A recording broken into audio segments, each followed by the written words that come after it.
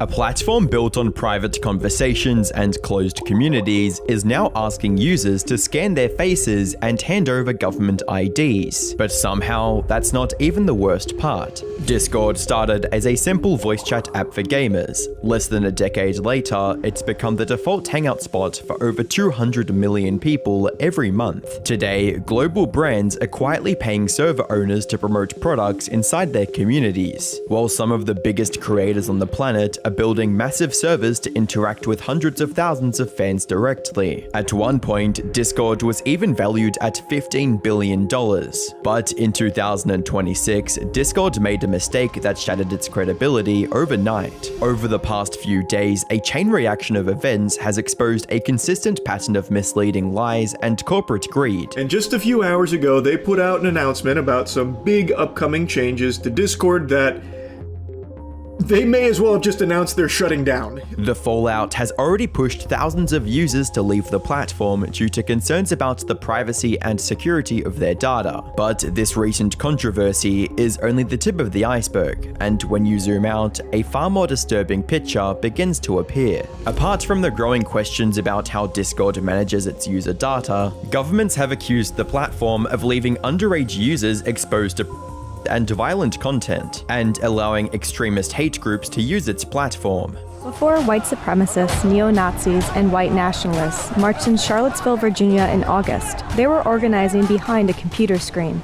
And a lot of that organizing happened through a messaging service called Discord. Discord launched in May 2015, at a time when gamers were already used to bouncing between TeamSpeak, Skype, and Mumble. Its founder, Jason Citron, noticed how difficult it was for players to coordinate tactics in multiplayer games like League of Legends. Existing voice chat services were clunky and often demanded too much processing power, so he created a lightweight, easy-to-use chat platform designed specifically for gamers. That clarity of purpose is what gave Discord its early edge, and it quickly caught on within esports communities and LAN tournament circles. This helped the platform reach 10 million active monthly users in just 2 years with little to no marketing. By the end of 2020, that number had climbed to roughly 100 million. Unlike most social media platforms today, which mainly focus on creating and consuming content, Discord was built around communities. Users could join servers centered around shared interests and build personal connections online. Because of that, Discord didn't stay limited to only gamers for long.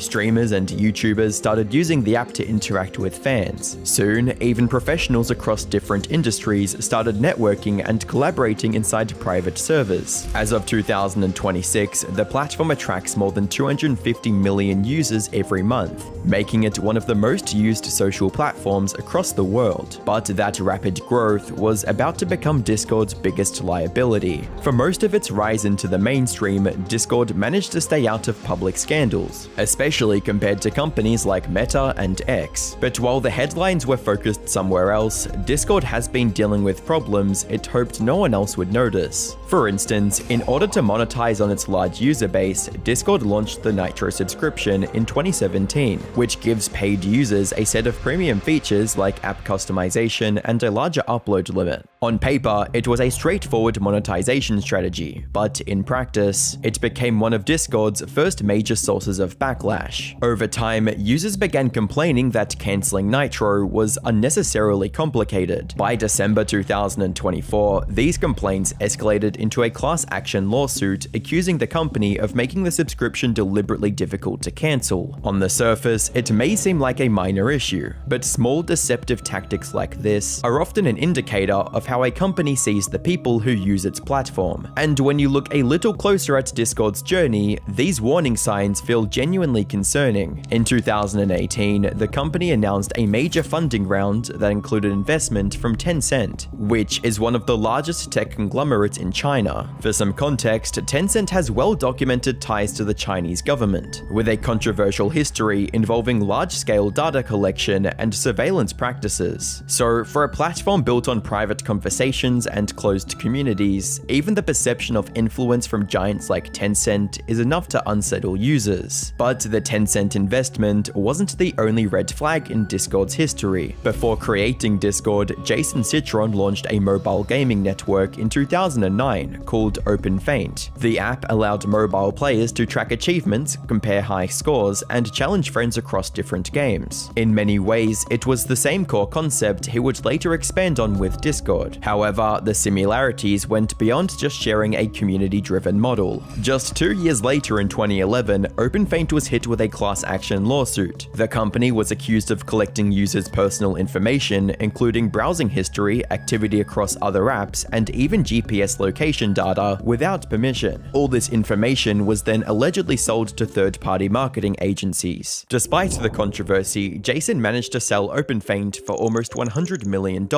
and moved on, eventually building the platform that would become Discord. And honestly, the only thing different now is that you don't need a lawsuit to see the data collection. You just need to read Discord's own privacy policy. On its privacy page, Discord accepts that it collects your account details, payment information, and data tied to any linked services. It records information about your device, your operating system, and even aspects of how you interact with apps and websites. To make it even more scary, Discord goes as far as to record every text message, voice message, image, file, and piece of media you share inside of servers or direct messages, which is, of course, very different from the cozy digital hangout space Discord likes to market itself as. But this branding has clearly convinced millions of users to unwillingly hand over huge parts of their personal lives to this app, without even realizing how much they're giving away. It's amazing how well they've marketed this application. It's essentially malware.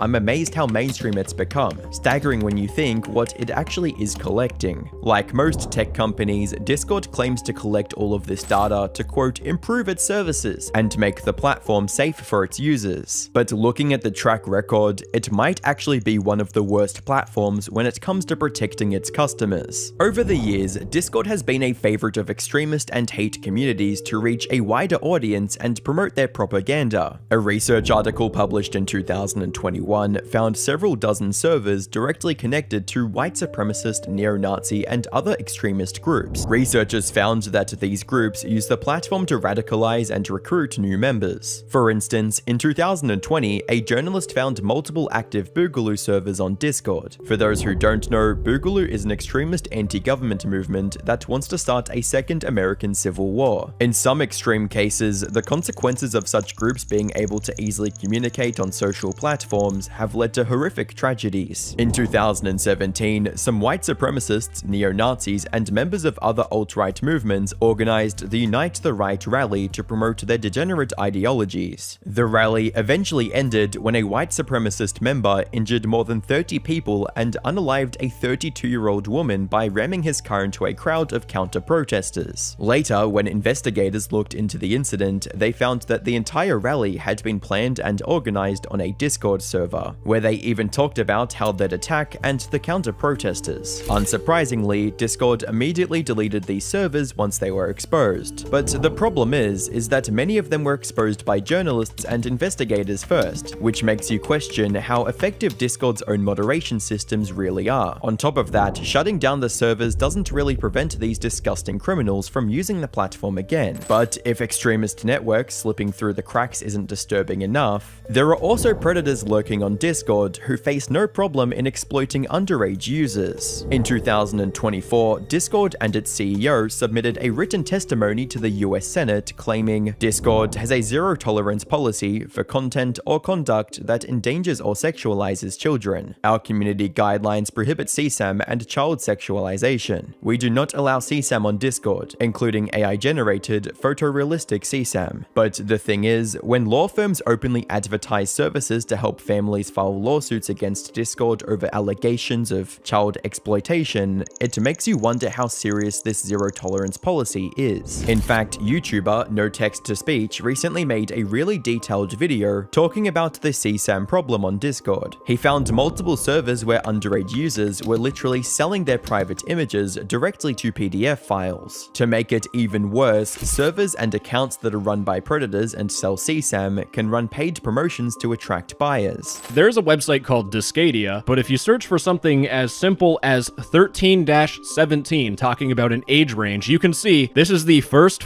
result on my screen. Gay Boys Club Gateway. Predators are making and buying thousands of Discord accounts to spread and sell CSAM all across Discord. Chances are, if you've been on Discord long enough, you have seen an account like this. This account's username is lesbian stuff. You would think, Discord, a f***ing ginormous tech platform, couldn't have an AI that would look at this username and be like, you know what? Maybe this is illegal and we should ban this account. The fact that Discord is constantly collecting and storing data on every single user, but still cannot ban these accounts is genuinely concerning. This article that was published just a few months ago analyzed the data that Discord itself provided to the EU regulators and found that almost 86% of the total recorded violations were related to child safety. Plus, some of the accounts had more than 100 such violations but were still active at the time of reporting, which again goes on to show how effective Discord's zero tolerance policy against CSAM really is. To give you an idea of how confident governments are about the safety of underage users on Discord, in October 2024, Turkey banned the platform due to suspicion of child abuse. In April 2025, the Attorney General of New Jersey sued Discord for illegal practices that expose kids to predators and SA, and top comments under the no text-to-speech video perfectly reflect how the internet feels about these policies. Adding nitro features is more important than hiring actual moderators. By not taking this issue so seriously, Discord is in part responsible for the predators running rampant on their platform, and their executives need to be held accountable for it. So when Discord finally decided to address these concerns, you'd think they'd learned their lesson. Instead, they sparked the biggest backlash in the platform's history, which now threatens its very existence. After mounting pressure for stronger child safety measures, Discord released a statement on February 9th, 2026, saying that starting next month, they'll be, quote, expanding teen safety protections worldwide, including teen by default settings, and age assurance designed to create safer experiences for teens. Which sounds reasonable on the surface, except there was one problem. To verify their age, users would need to submit facial scans and upload photos of their government-issued IDs. As you can expect, the reaction from the entire internet was overwhelmingly negative. What a terrible idea. If I had to come up with a way to get everyone off of Discord,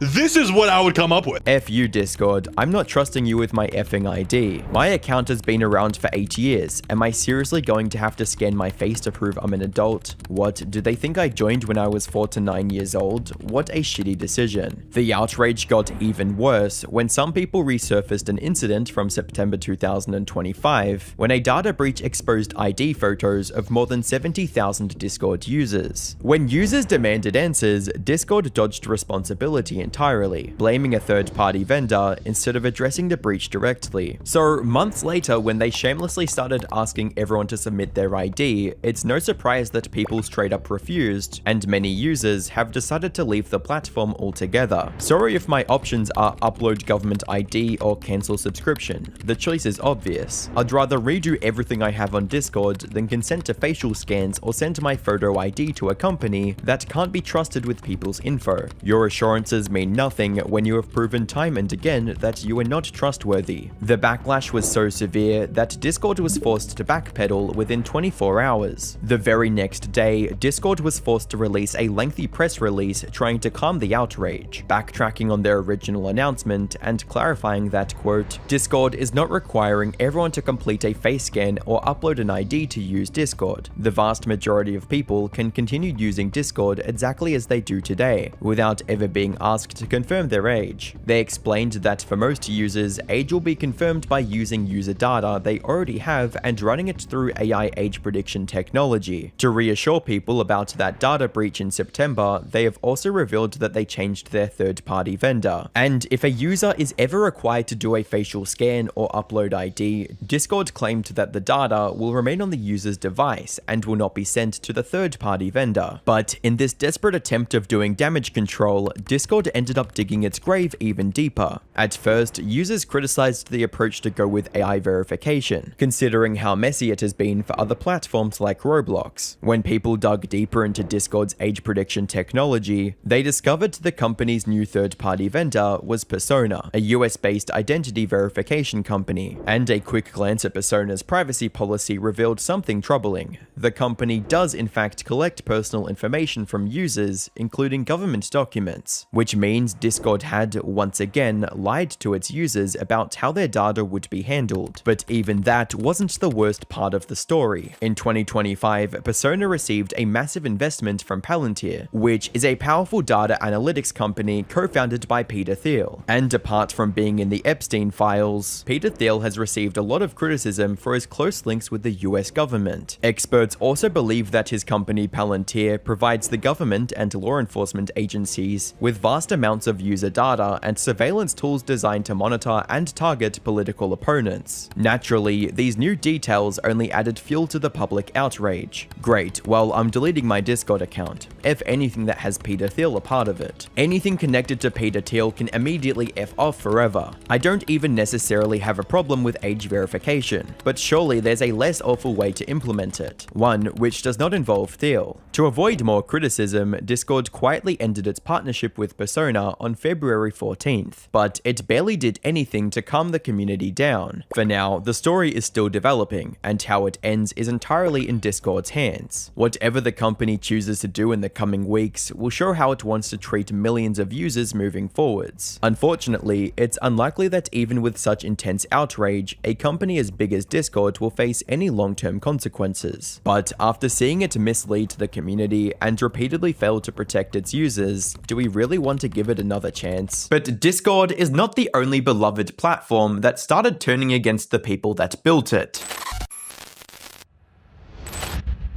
Roblox is currently facing one of the biggest scandals in gaming history, and judging by their response so far, this could be what finally destroys the game for good. It all started with them banning and threatening to sue a YouTuber named Schlep for exposing PDF files on their platform. The Roblox Corporation has sent a cease and desist letter to me, a 22-year-old, versus a multi-billion-dollar company, threats of litigation because I catch predators on their platform. But when Schlep shared the incident online, most people saw it as Roblox trying to shield some of the worst people in our society. So instead of stopping the predators, Roblox stops the people stopping the predators. It's really backwards, if you ask me. That shit doesn't make any sense. Like, just let that marinate in your head for a moment. What followed was a firestorm of backlash that went far beyond a trending hashtag. Some of the biggest Roblox creators cut all ties with the company. Roblox is so detached from reality. I feel like it's got to be done at this point. I'm leaving the STAR program. I'm out. I'm done. It's getting sued by members of the US government. It lost over $12 billion in market value in days. And now, the most well-known PDF catcher in the world, Chris Hansen, is telling Roblox to take a seat. That being said, to truly grasp the chaos unfolding in front of us, we have to start with the man at the heart of it all, Schlep. Michael, known online as Schlep, is a Roblox YouTuber who first gained success by bringing attention to the mountains of inappropriate content and games on the platform. However, what really cemented Schlep as a household name in the Roblox community was his To Catch a Robloxian series. In essence, these videos were similar to how Chris Hansen used to do things back in the day, or even how modern hunters like Gideon catch PDF files online. The only difference was, instead of social media as a whole, Schlep focused entirely on Roblox. He used decoys who pretended to be underage and engaged with anyone trying to have inappropriate conversations with these decoys. He would not stop talking about how much he was obsessed with the face of the decoy. I'm obsessed. Tell me more. I just love how good your face looks. Really? Hell yes. Haha. You're attractive. I definitely do some stuff to your amazing face, you know? From this point on, the messages become so graphic that I don't even feel comfortable sharing them here. For context, not long after the last messages I showed, he sent an explicit photo, and then multiple videos. The decoy played naive, pretending to not understand this kind of stuff. Once he had enough information on who the other person was, or if the other person tried to make a move on the decoy, Schlepp handed everything over to the police, allowing them to take matters from there. And unlike creators like Vitali, who tried to hunt down Preds just to humiliate them on camera and farm content, Schlepp's only goal was to make Roblox a safer place for its hundreds of millions of underage players. And by getting 6 different PDF files arrested in just the last 10 months, he was definitely succeeding at this goal. The audience also loved this content, with many even sharing personal anecdotes in support of everything Schlepp was doing. Hi Schlepp, I'm an SA survivor, and seeing you protect other kids from going through the pain I went through really warms my heart. Thank you. Dude, you're not protecting Roblox, you're protecting the world. As a teenage girl, thank you so much for doing this work. I know to avoid these people, fortunately, but I'm so glad you're protecting the people who don't know what to avoid. You're amazing. And while millions appreciated him for doing the right thing, for Schlepp, this meant a lot more than that. For him, it was personal. You see, Schlepp first started playing on Roblox 10 years ago, when he was just 12 years old. Unfortunately, not long after joining, he was contacted by a prominent game developer on the platform. And for the next 3 years, this developer did everything in their power to group Schlepp, from sending them graphic violent content and corn, to engaging in deeply inappropriate conversations. However, when Schlepp was hospitalized after trying to end it all, likely due to the mental abuse he was going through, his mother tried to contact Roblox about what was going on, only for her pleas to fall on deaf ears. The company only responded after his mother threatened legal action, but even then, they waived all responsibility, claiming that the inappropriate stuff happened, quote, on another platform, completely glancing over the fact that it all started on their platform, and more importantly, the person who was being reported was directly contracted by Roblox. Worst of all, this person didn't face any penalties for what they did to Schlepp. Roblox kept them on payroll for years, and only fired them after another female developer reported them for SA. In other words, to catch a Robloxian was Schlepp's way of making sure no other kid goes through what he once did. That said, the only reason Schlepp had to take matters into his own hands was because Roblox didn't show any interest in making their game safe for over 50% of their player base. The thing is, Roblox has always been a popular hunting ground for PDF files due to its lax moderation and practically non-existent age verification. There are dozens, if not hundreds, of reports of Preds using the platform to find and lure victims. Many even using the in-game currency Robux as a bribe for inappropriate favors, including multiple cases of PDF files going as far as kidnapping victims they met on Roblox. And an investigation done by an Australian online safety organization also exposed just how widespread this issue truly was. Who's been offered free Robux to do something that was inappropriate in the game? Or someone has said, I'll give you some free Robux if you come and follow me on Snapchat or TikTok or something like that. Who's had that happen? Okay, loads of you. Yet, despite all this, Roblox never took any of it seriously and let things become worse with each passing day. Not to mention the influx of extremely disturbing games on the platform like Escape to Epstein Island, Public Bathroom Simulator, and the many Diddy-related titles. Roblox's inaction forced Schlepp to fix the issue himself to the best of his abilities. But instead of thanking him for his effort, or even learning from his example and doing something themselves, Roblox responded by doing the worst thing they could, banning Schlepp and threatening legal action if he continued exposing PDFs on their platform. On August 9th, 2025, Schlepp uploaded a video with a title that sounded too cartoonishly evil to be true, claiming, "Roblox is threatening to sue me for protecting kids." Unfortunately, this wasn't clickbait. The Roblox Corporation has sent a cease and desist letter to me, a 22-year-old, versus a multi-billion-dollar company, threats of litigation, because I catch predators on their platform. Schlepp revealed that every account he's ever had on Roblox was banned from the platform, including the accounts he and his team were actively using to catch PDFs. He was also prohibited from using any Roblox product ever again, with threats of legal action if he ever tried to work around this ban. However, their reasoning for doing all this was dubious at best and outright deceptive at worst. According to them, Schlepp's actions were somehow exposing their users to increased risk. The three actions they highlighted as primary reasons behind this cease and desist were also untrue. For instance, they claimed that Schlepp was the one directing users to move the conversation off platform, even though it was clear from his videos that the Preds were the ones who always asked the decoy to go off platform to apps like Snapchat or Discord. Similarly, their claim about simulated child endangerment conversations didn't hold much weight either. Engaging in simulated child endangerment conversations.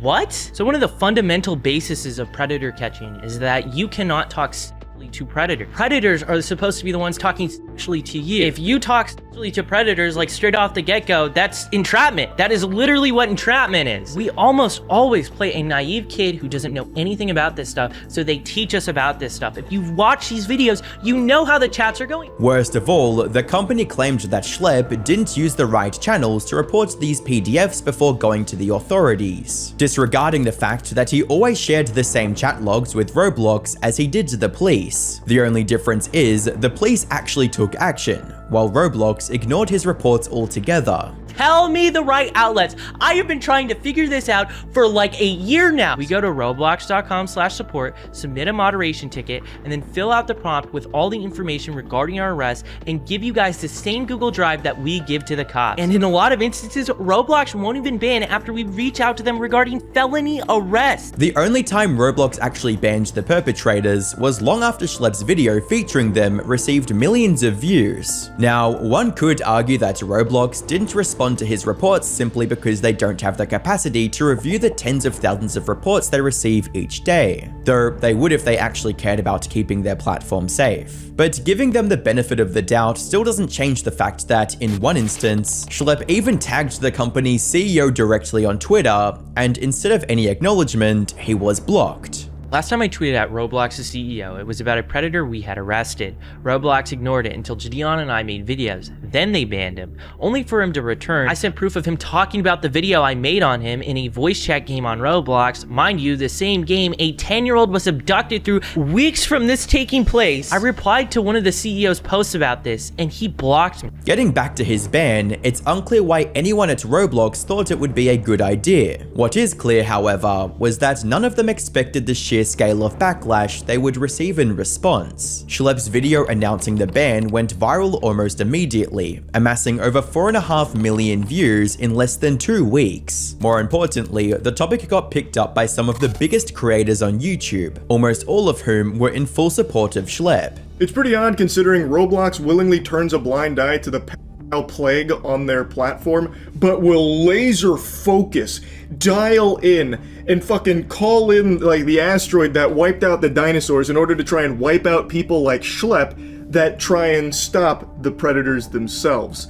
So instead of stopping the predators, Roblox stops the people stopping the predators. It's really backwards, if you ask me. That shit doesn't make any sense. Like, just let that marinate in your head for a moment. Just hours after the announcement, #FreeSchlepp started trending on social media sites as well, and the support for him was overwhelming, with some of the top comments under his video stating things like, "The whole world is on your side, homie. Roblox won't win, and we'll make sure of it. Keep fighting. We'll be there with you. We with you 100%, bro. They should be disgraced you're doing their job for them." Roblox's initial response to this backlash seemed like a step in the right direction, like banning many of the deeply inappropriate games they'd been happily promoting to children for years, and forcing popular games like Meep City to remove all inappropriate features like lewd animations and outfits. In reality, however, this was nothing more than corporate damage control, something that became obvious with the response video the company's executives, including the CEO, put out. And while they didn't mention Schlepp by name, the whole 45-minute video boiled down to how, quote, vigilantes were going too far. I think some of these groups started off in a really good place, and they started off, really, and they still do really care about the community. the actions that they were taking were putting our community at greater risk and were violations of our policy. This doesn't really make any sense if you think about it for more than 2 seconds, because by definition, a vigilante is someone who undertakes law enforcement in their community without legal authority. In other words, someone who takes the law into their own hands and tries to enact judgment despite not having the authority to do so. Well, Schlepp never did anything even remotely close to this. He never tried to detain the PDFs he exposed or put them through some other punishment. All he did was hand over the information he'd gathered to the authorities and let them decide what to do next, which, given the evidence he'd gathered, usually resulted in the Pred getting arrested. So when some of Roblox's top executives insinuated that Schlepp was acting like a vigilante, it only underscored just how out of touch they truly were. At one point in the video, Roblox's chief safety officer made a string of claims about Schlepp and his team to justify the ban, only for the CEO to cut him off mid-sentence. They would go and create accounts on Roblox claiming to be a child. And then they would enter into game servers and they would go and start asking everybody around them, how old are you? And they were seeking out adults.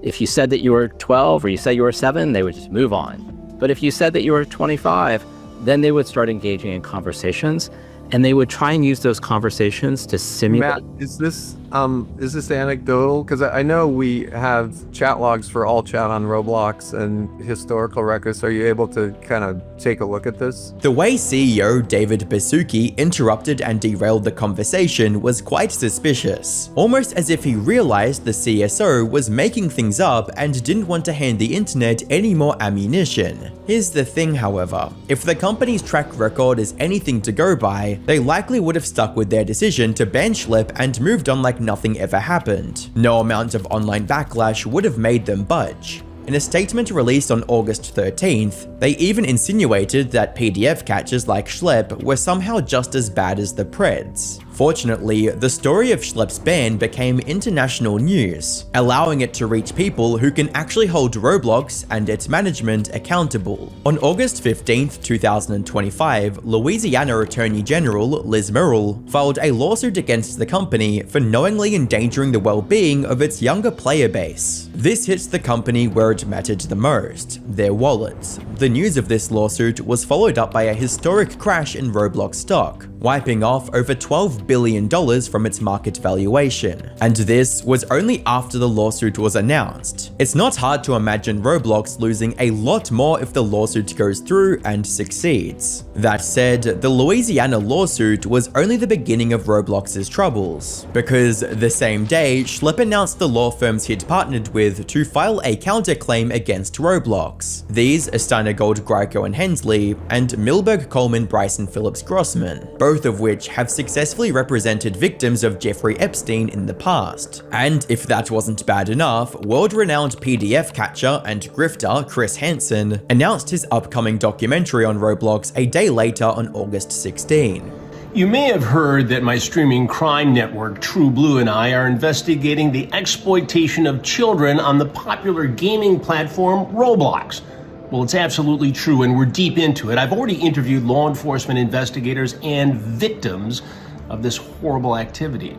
In a recent video on Schlepp's channel, he even voiced his full support for what the young YouTuber was doing. Horrible from a public image standpoint. I mean, you're killing the messenger, right? It's not like you're out there tracking these guys down with, tasers and smoke guns. I mean, you're providing information to the platform to do something about it. Now, these lawsuits and documentaries may not pose an immediate threat to Roblox. After all, proper investigations and legal proceedings take time, but that doesn't mean the company is in the clear just yet. You see, the biggest blow Roblox has taken in this entire controversy is to its reputation. Just think of how many parents assumed Roblox was just a harmless children's game, and to let their kids have unrestricted access to it. With Schlepp's story gaining international attention, many of these parents have now seen the truth, and they will likely never let their kids get even close to Roblox ever again. As an angry father on YouTube put it, "I'm a 31-year-old father of a 9-year-old daughter and a 7-year-old son. I had absolutely no idea how dangerous this Roblox could be. I had to sit my daughter down and asked her if she had ever played any of these games like Bathroom Simulator, and it turns out she has. I'm furious as a dad. How could things like this exist in a child's game? If I could meet with that Roblox CEO in person, I'd kick his ass." This, ultimately, is one of the most important outcomes of this whole situation. So even if Roblox manages to dodge legal trouble and continues operating as usual, parents and by extension their children will still be aware of the dangers lurking on the platform. Especially since the CEO of said platform sounds completely unhinged, with his plans to add online dating to a platform where over half the player base is underaged.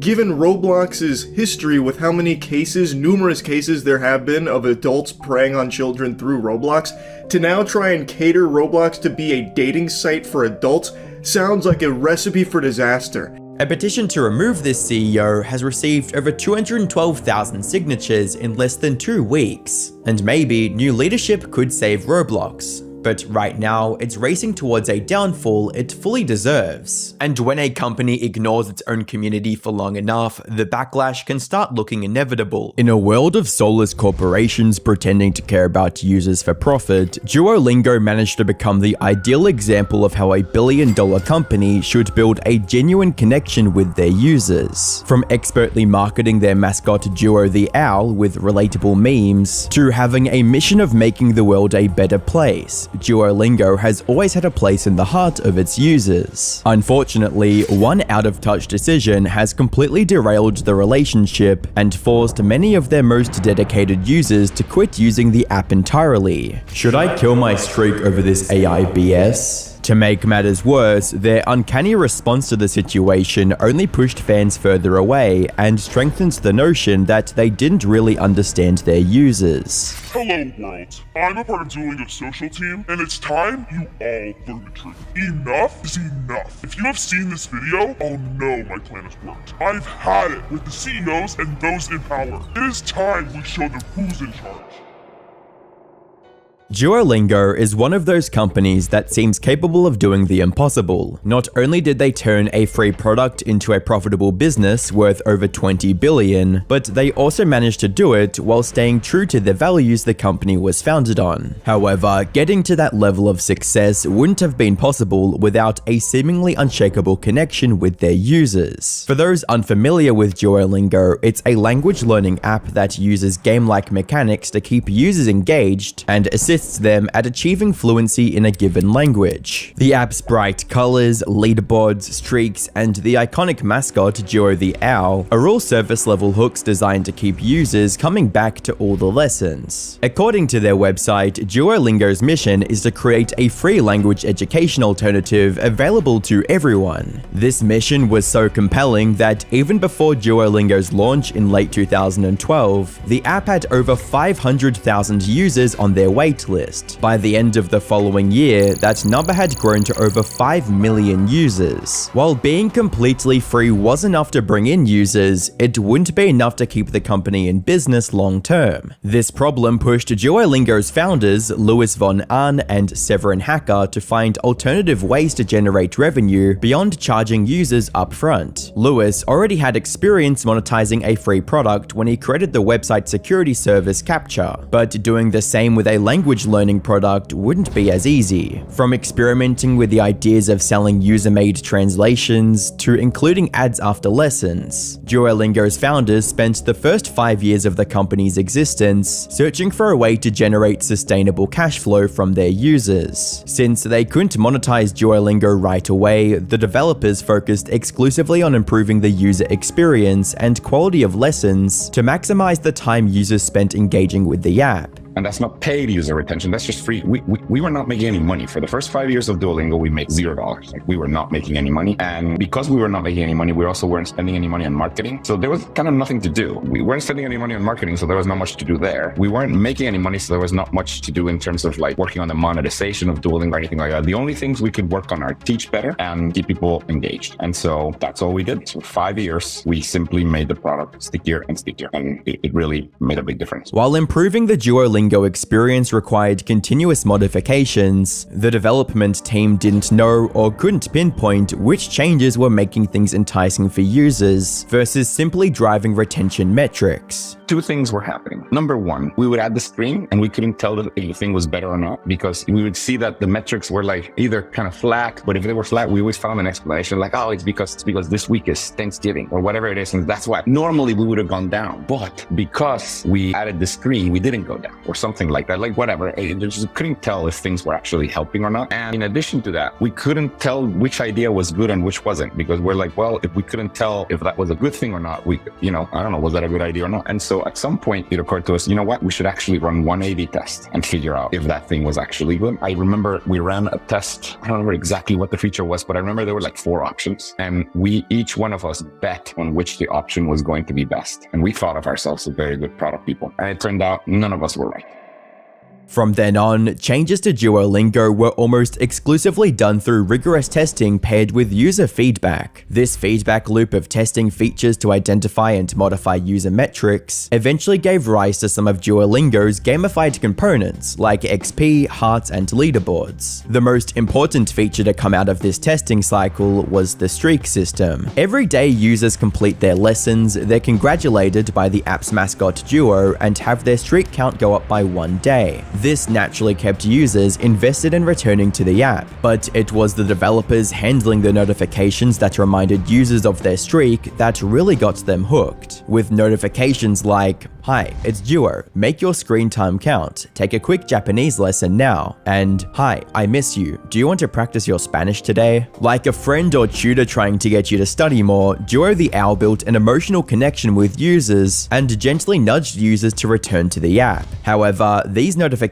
weren't sent out randomly or in perpetuity. If users didn't respond, they'd receive this borderline guilt-tripping message from Duo. "These reminders don't seem to be working. We'll stop sending them for now." This choice to respect their users proved highly effective in bringing them back to the app. We've always stopped sending notifications if you stop using Duolingo. So if you don't use Duolingo, we stop after it used to be about 5 days. We're like, okay, after 5 days, whatever, you've given up. We're not going to spam you forever. And it occurred to me, you know what? If we're going to stop, we may as well tell people that we're stopping. Why not? So the last notification on the 5th day that we started sending was, "These reminders don't seem to be working. We're going to stop sending them for now," or something to that effect. It turned out that really got people to come back because they, it's this passive aggressive thing that they felt bad that Duolingo was giving up on them. And that is the first glimmer of personality that was just like, oh, this owl really wants me to be there and he's going to be passive aggressive. And I think that's kind of what gave rise to a lot of the memes, but I mean, we didn't. And so the personality of the owl has really evolved over time, and it's been kind of co-created by a lot of different Duolingo employees, but also by the community. Around the same time users were receiving these emotionally charged notifications, the meme of Duo the Owl being an evil owl who resorted to any method necessary to get users to continue their lessons began to take shape online. Even the social media team behind Duolingo began feeding into the meme with ominous Twitter posts. The fanfare around Duo's antics transformed the streak system from an obligation to a badge of honor that saw users maintain their streaks for years. As the infamy of Duolingo streaks increased, so did the number of active users, growing from a few million to tens of millions of users. To make it easier for users to keep their streak and generate some revenue, the developers introduced streak freezes that could be purchased with the app's premium currency. This ultimately gave the Duolingo developers the breathing room to add to the Duolingo Plus subscription, which gave users infinite lives to answer the questions without worrying about mistakes and an extra streak freeze every month. Acting and adjusting their product based on user feedback allowed Duolingo's developers to effectively leverage their mascot to retain existing user engagement while drawing in fresh users. However, they had only scratched the surface of Duo's marketing potential and were about to discover just how impactful their little green friend was on fans. Between 2020 and 2021, management at Duolingo decided to pay more attention to marketing and public relations by advertising their product on social media platforms like TikTok and Instagram. Most companies push their products on social media very directly, but the marketing team behind Duolingo wanted to interact with fans more subtly. While they did start with generic posts like 10 words of X language, it wasn't until one of their social media marketing leads, Zaria Parvez, came up with the idea to use the company's mascots in videos they saw gain any real traction. An office for the first time. Like, I always say the reason why our TikTok was so successful is because I didn't really know all that much about advertising, if I'm being honest. Like, I was a new grad. I kind of had fresh eyes on it. And I remember walking into the office, and this is like after pandemic, I don't know.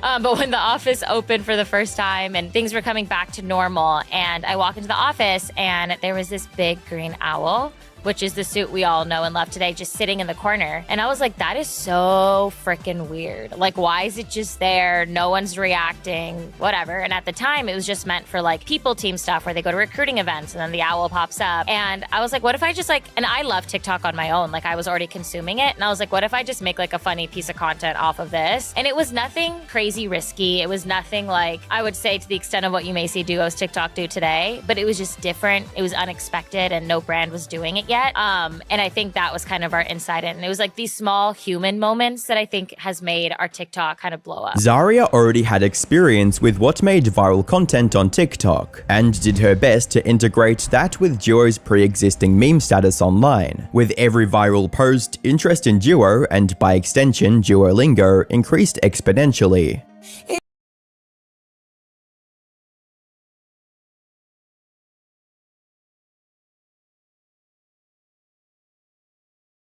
This growth was only multiplied by the fact that people were stuck indoors during the pandemic and desperately needed something both engaging and productive to pass the time. By the end of 2021, the Duolingo TikTok page had garnered 100 million views and over 1 million followers. This strategy of focusing on entertaining viewers first and then getting them to learn second would truly set Duolingo apart on social media. That's what we're learning, is that like people don't come to social to learn a language, and very few people actually care about our app when they're on social media. Yeah. And I think like if we're lucky, people will be like complaining about how they got a C- in Spanish and how much they hate language learning. Maybe they'll insult our app, or they'll just confuse us with like Dua Lipa. Like, that is what people are talking about when it comes to social and language learning. Like, they genuinely, very few, some must, but very few people care what Duolingo has to say about the new slang word. Like, it's just not something that they're going to social for. They're going for either a break or for entertainment. The growth brought on by their expansion into social media couldn't have come at a better time, as Duolingo's founders took the company public in July of 2021. This change meant user growth and revenue numbers were even more vital to Duolingo's survival and keeping shareholders happy. As time passed, Duolingo's marketing team relied more and more on their mascot to market the app, and even went as far as growing a cast of side characters with in-depth lore. They even ran a whole advertising campaign around the evil Duo meme. Has your family been taken by a corporate mascot? Were you extorted by an enormous green owl? Have you been physically or emotionally injured by Duolingo? Did you want to learn a new language but lost your streak and your loved ones? Did you receive disturbing threats such as Spanish or vanish, French or the trench, Japanese or broken knees? If you're a victim of the Duolingo owl, you're not alone. Hi, I'm Peter Francis Manchetti, attorney at law.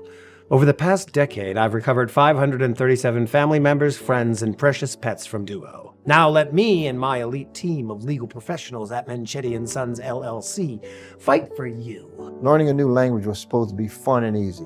Well, if you've ever been thrown in the trunk of a car and driven across state lines by a huge green owl, you know that there's nothing fun and easy about Duolingo. Within a few years of bouncing between improving the app and engaging with users on social media, Duolingo's monthly active users had grown to over 100 million and almost 10 million paying users. At this point, it seemed like Duolingo's business metrics could only go up, and they'd forever remain the untouchable king of educational apps. However, one or two short-sighted, cost-saving tactics were about to significantly handicap their growth. growth. In January 2024, Duolingo announced that they had laid off 10% of their contract staff due to increased productivity brought on by AI technologies. As you'd imagine, users weren't too happy about this change, not only for the people who had lost their jobs, but also for the inferior quality of generative AI when it came to teaching users. Have you noticed how spell check is getting progressively worse? It's because they've incorporated AI into it, and AI doesn't actually think, it just looks at trends. If everyone misspells prepare as prepare, pretty soon spell check will tell you that prepare is wrong and that you want to correct it to prepare, because the AI will believe that's correct, and that will cause a feedback loop as people let autocorrect make incorrect corrections. It will reinforce those mistakes. Other users would go as far as cancelling their subscriptions to the app due to the bugs in the AI-generated lessons. Utilizing AI tools is something that shareholders expect from almost every tech company. However, the problem lies in how much they rely on AI and how it affects the livelihood of their employees. Depending on generative content to fill their learning content would severely dilute the app's quality. Using AI to substitute their work would diminish the humanity that made Duolingo what it is. From their marketing to the language material in their app, Duolingo was created by humans for humans, and anything that undermines their reality would do catastrophic downfall to their platform. Developers at Duolingo need that attitude of testing features properly with user feedback now more than ever. Sadly, the allure of higher productivity with generative tech was too much for the leadership at Duolingo to ignore, as they fully jumped on the AI hype train and steamrolled their reputation. Around late April 2025, Duolingo CEO shared an email announcing the company's new direction as, quote, an AI-first company, and framed it as a critical business move for the future of their app, reading, AI is already changing how work gets done. It's not a question of if or when. It's happening now. When there's a shift this big, the worst thing you can do is wait. In 2012, we bet on mobile, while others were focused on mobile companion apps for websites. We decided to build mobile first because we saw it was the future. That decision helped us win the 2013 iPhone App of the Year and unlocked the organic word-of-mouth growth that followed. Following this, the email highlights the impact of AI on how much content is produced and the changes they'd be making to their workforce in response. Reading, it helps us to get closer to our mission. To teach well, we need to create a massive amount of content, and doing that manually doesn't scale. One of the best decisions we made recently was replacing a slow manual content creation process with one powered by AI. Without AI, it would take us decades to scale our content to more learners. We owe it to our learners to get them this content ASAP. We'll gradually stop using contractors to do work that AI can handle. It goes without saying, but discussions like this around AI and automation often don't go over well with fans. The backlash to this email was immediate and intense. Some users either considered or outright ended their multi-year streaks in protest, while others started petitions against Duolingo's AI integrations. Around this time, more and more users began complaining about the errors and bugs in the app. As one user put it, look at that garbage English translation, a completely nonsense sentence. I have an almost 1700-day streak, but I'm ready to walk away if this is what sort of stuff the AI translations are providing. I have no confidence that what I'm learning is correct if it spews out this kind of slop. All this fed into the sentiment that Duolingo had become a subpar language learning program, and some users even suggested that people boycott the company en masse. We have to fucking boycott any company that says they're AI first. And yes, I'm talking about companies like Duolingo, because this whole idea of replacing human beings with AI is only going to get worse if we don't take a stand now. And I'm sick and tired of all these stupid ass CEOs acting like AI is going to make everybody's life better. Not if you take people's ability to make income, because how are they going to survive? And what's even more annoying is hearing people try to downplay AI as if it's not going to replace the majority of people's jobs, comparing it to other advancements in technology in the past. This shit is not the same. Like, these companies are all trying to convince us that AI is just going to help us do our jobs better, when in reality, companies are starting to come out and say that they are going to use AI first before they hire people. And honestly, it might already be too late, but we're still early enough to where we can try to do something. So if you hear of a company doing this and not hiring people or firing people because of AI, boycott them, unfollow them, stop using their products, delete them from your apps. Because at the end of the day, all they're really trying to do is to make more profits for the people that are already on the top. Duolingo initially didn't respond to users' concerns. Instead, they made all the content on their social media platforms private. Naturally, users assumed that this was just a ploy to get people's attention and set up another marketing stunt, with the user stating, "Probably a publicity stunt like always, getting ready to talk about chess probably." As predicted, Duolingo's PR team came out with a response video, but it wasn't what fans expected. On the 20th of May 2025, Duolingo released a video on their social media titled The Truth, Exposing Duolingo, in which an individual wearing a three-eyed Duo mask tries to sympathize with users. Hello world, I'm a part of Duolingo's social team, and it's time you all learn the truth. Enough is enough. If you have seen this video, I'll know my plan has worked. I've had it with the CEOs and those in power. It is time we show them who's in charge. We taught the green bird how to twerk. We put him on the map, only for the elite to ruin it all. Everything came crashing down with one single post about AI. And for those accounts pretending to be me, you can't outdo the doer. You know that one time where Duo died? That wasn't a stunt, it was a signal, a distraction from what was really going on. We were just told to act normal, but I haven't had one normal thought since 2022. No more wearing that smutty suit. No more taking the fall. We can't just move on and pretend that everything is fine. It isn't. No owl should be above the law. And no, they can't stop me. It's time to teach you a lesson. I changed all the passwords. Here comes the truth in 3, 2, 1. That clip would serve as a teaser to the real response from Duolingo. 2 days later, they released a follow-up interview with the CEO, where they tried to explain the reasoning behind the push for AI. I'm making the man who caused this mess accountable for his behavior. I'm demanding answers from the CEO, Luis von Ahn. I know you're upset. I know people are upset. I want to make this right, and I'll answer any questions you may have. First question, so are there going to be any more humans left at this company? Our employees are what make Duolingo so amazing. Our app is so great because our employees made it. Our social media presence is so funny and unhinged, not because I did that, or because an AI did that, it's because our employees did. So we're going to continue having employees, and not only that, we're actually going to be hiring more employees. How do we know that these aren't just empty promises? As long as you're in charge, we can still get shuffled out once the media fire dies down. And we all know that in terms of automation, CEO should be the first to go. AI is a fundamental shift. It's going to change how we all do work, including me. And honestly, I don't really know what's going to happen, but I want us as a company to have our workforce prepared by really knowing how to use AI so that we can be more efficient with it. When the topic of human communication requiring real teachers came up, Luis focused on the quantity of AI output rather than the sacrifices in quality.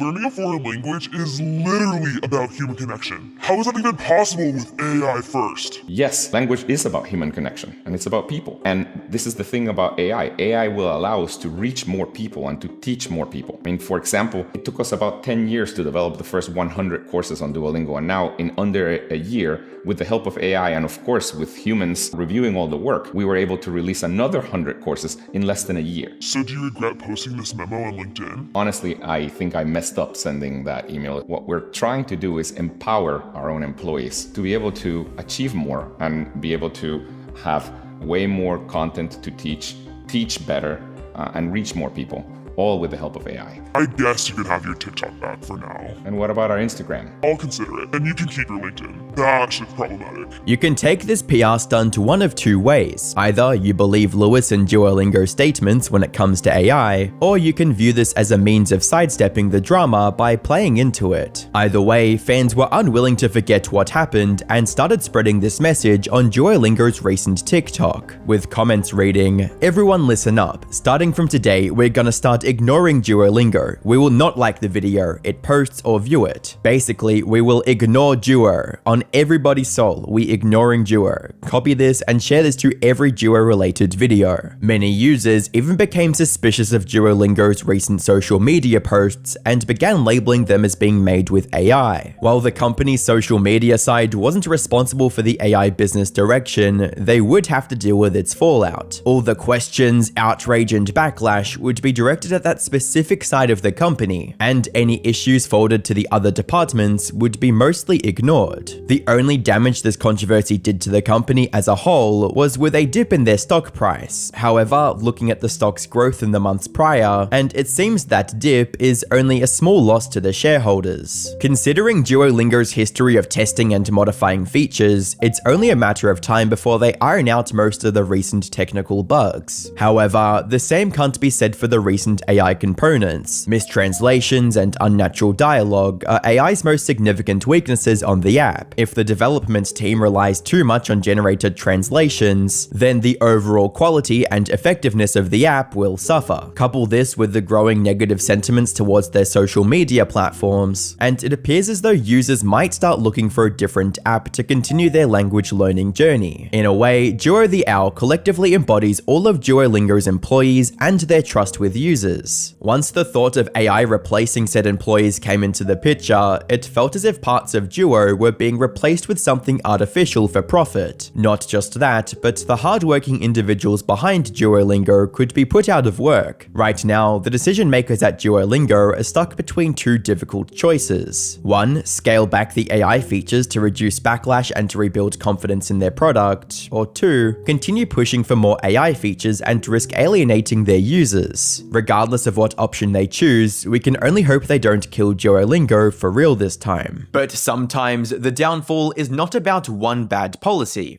It is about a brand slowly killing the thing people loved. From being the most watched non-fictional TV show at its peak, to losing most of its viewership less than a decade later, Top Gear's monumental fall-off is the perfect lesson in the validity of entertainment. And what makes it sting even more for fans is that it didn't disappear overnight. Had the show just stopped airing one day, fans would have been left with nothing but fond memories and nostalgia for what it once was. Instead, Top Gear's demise was a slow and painful process fueled by seemingly honest mistakes. Didn't use the N-word here, but I've just listened through my headphones and it sounds like I did. Is there another take that we could use? Bad decisions. I'd like to say sorry once again to Ocean Timon for the incident and its regrettable aftermath. I want to reiterate that none of this was in any way his fault. Controversial recasts.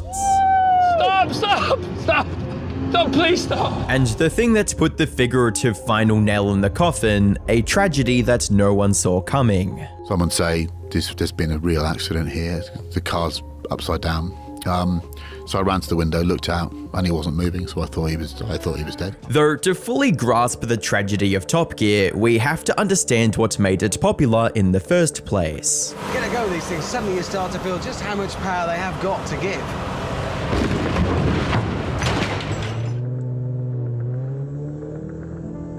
I'll see you in Spain, lads.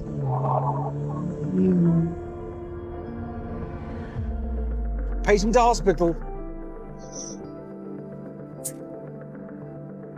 Top Gear first came on the scene as a traditional motoring magazine show focused on practical car reviews and road safety. And while its tone and overall presentation was quite different, the overall structure was similar to the more modern iteration, with both studio and outdoor segments to keep the viewers engaged. However, it wasn't long before things started shifting towards the more edgier style fans love today. And it all started with Noel Edmonds' scathing review of the new Fiat Strada minutes into one of the episodes. I've stared at this for ages, and bearing in mind that Fiat really have come up with some very attractive cars in the past, I just remain staggered that anybody in the late 70s, early 80s can come up with a design like this, because I think it is positively ugly. This one moment set the tone for what was to come, a tone that only became even more prominent with the addition of a local journalist named Jeremy Clarkson in 1988. Vauxhall have produced a booklet all about driving responsibly in the countryside.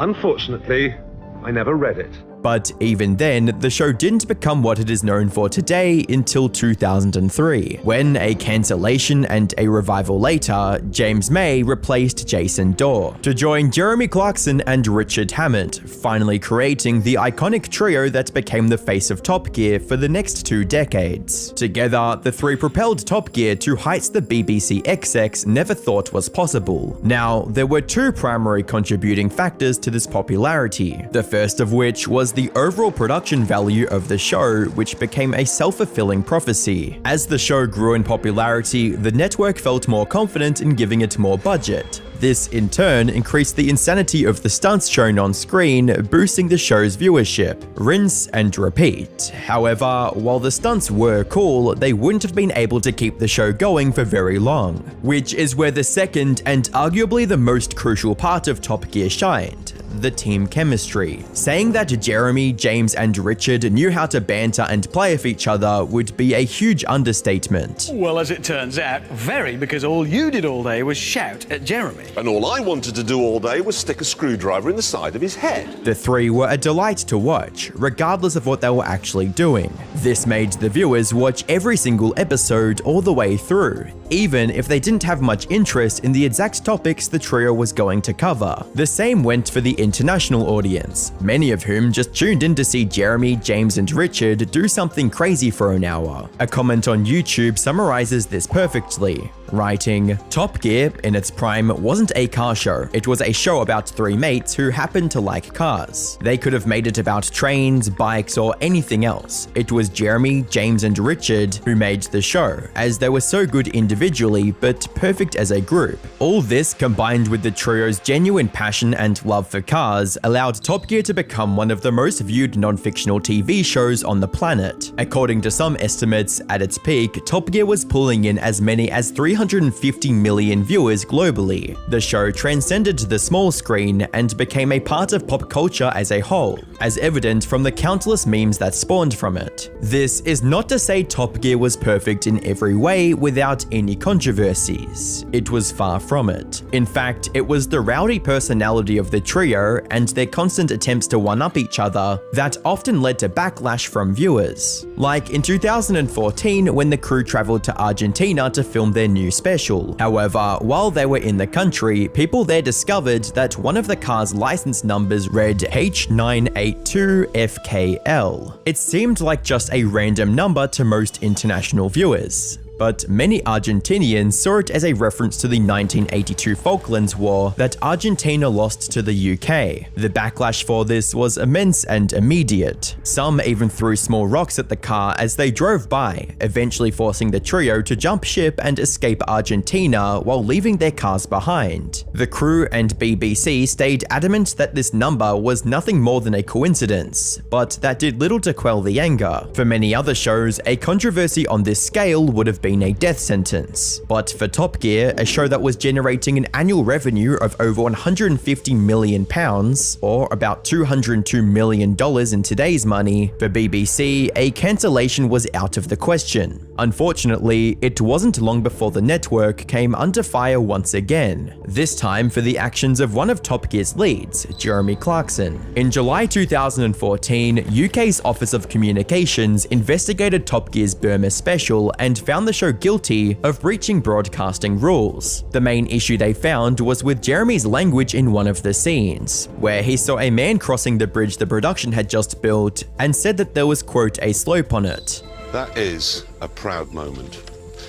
But there's a slope on it. Which, for those who don't know, is a derogatory term used to refer to a person of East Asian origin. What made this even worse was that this wasn't the first time Jeremy got in trouble for saying something racist. In a prior episode, he had to choose between two different cars, and he decided to make the decision with the classic eeny meeny miny mo rhyme. However, what turned this seemingly ordinary moment into something controversial was that he seemingly recited the original, deeply racist version of this rhyme containing the N-word with the hard R. Jeremy denied using the racist version on purpose and insinuated that this whole thing was nothing more than a misunderstanding. The full rushes show that I did 3 takes. In 2, I mumbled where the offensive word would normally occur, and in the 3rd, I replaced it altogether with the word teacher. Now, when I viewed this footage several weeks later, I realised that in one of the mumbled versions, if you listen very carefully with the sound turned right up, it did appear that I'd actually used the word I was trying to obscure. I was mortified by this, horrified. It is a word I loathe, and I did everything in my power to make sure that that version did not appear in the programme that was transmitted. In fact, I have here the note I sent at the time to the production office, and it says, I didn't use the N-word here, but I've just listened through my headphones and it sounds like I did. Is there another take that we could use?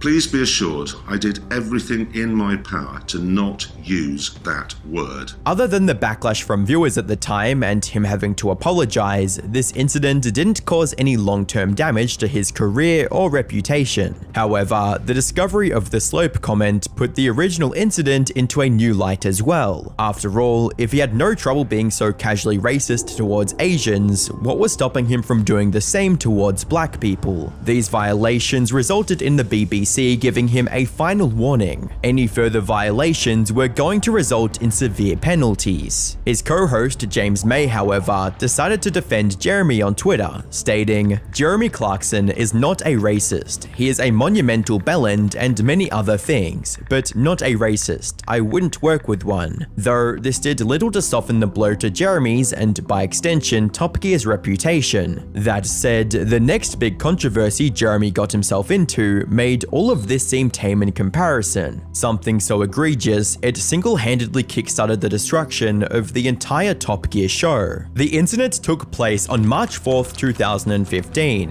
while Jeremy and the others were staying at a hotel in North Yorkshire. It was a long filming day, and after returning to his room, Jeremy requested a fresh steak meal from one of the show's producers, Oyson Timon. Oyson explained that it was already late and the kitchen was closed, leaving cold food platters as the only option. But instead of making do with whatever was available, Jeremy somehow reached the conclusion that Oyson was the one at fault. And to punish him for this transgression, he socked Oyson in the face, leaving him with a bloody lip. And if physical violence wasn't bad enough, Jeremy made sure to top it off with verbal assault as well, calling Oyson a quote lazy Irish.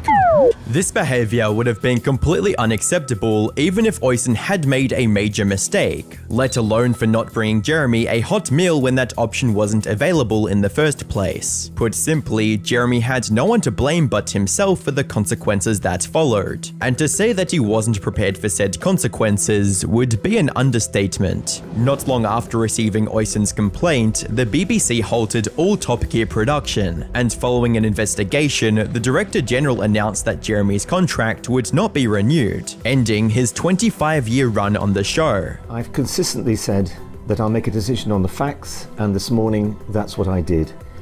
It's been a difficult time for the team and of course for the individuals concerned.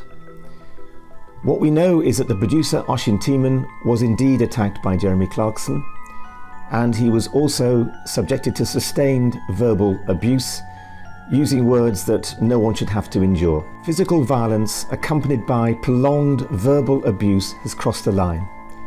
And that's why, with regret, I decided this morning that we will not be renewing Jeremy's contract. Surprisingly, this decision was met with a lot of hostility by the fans who still wanted Jeremy to continue hosting the show even after everything he did. Fans even started a Change.org petition that reached over 1 million signatures in a couple of days, one of the fastest turnarounds in the site's history. Many also started attacking Oyson for being the reason for Jeremy's termination. It reached a point where Jeremy himself had to step in and defend Oyson from these crazed fans. All I would like to say is I wish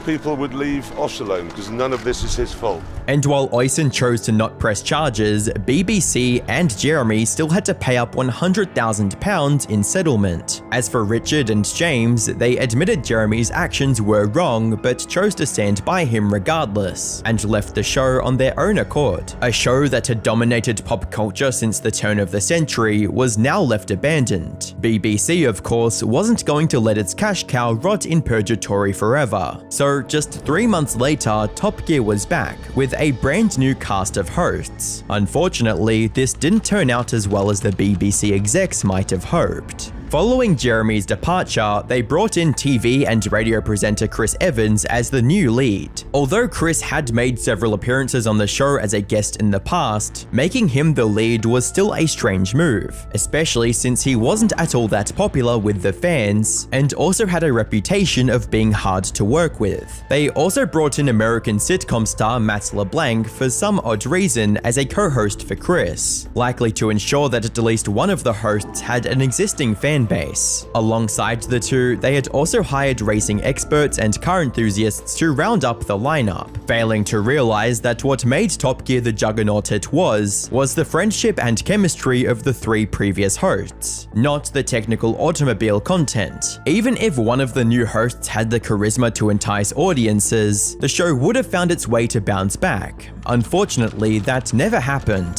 something that became painfully obvious from the horrendous ratings of the new season.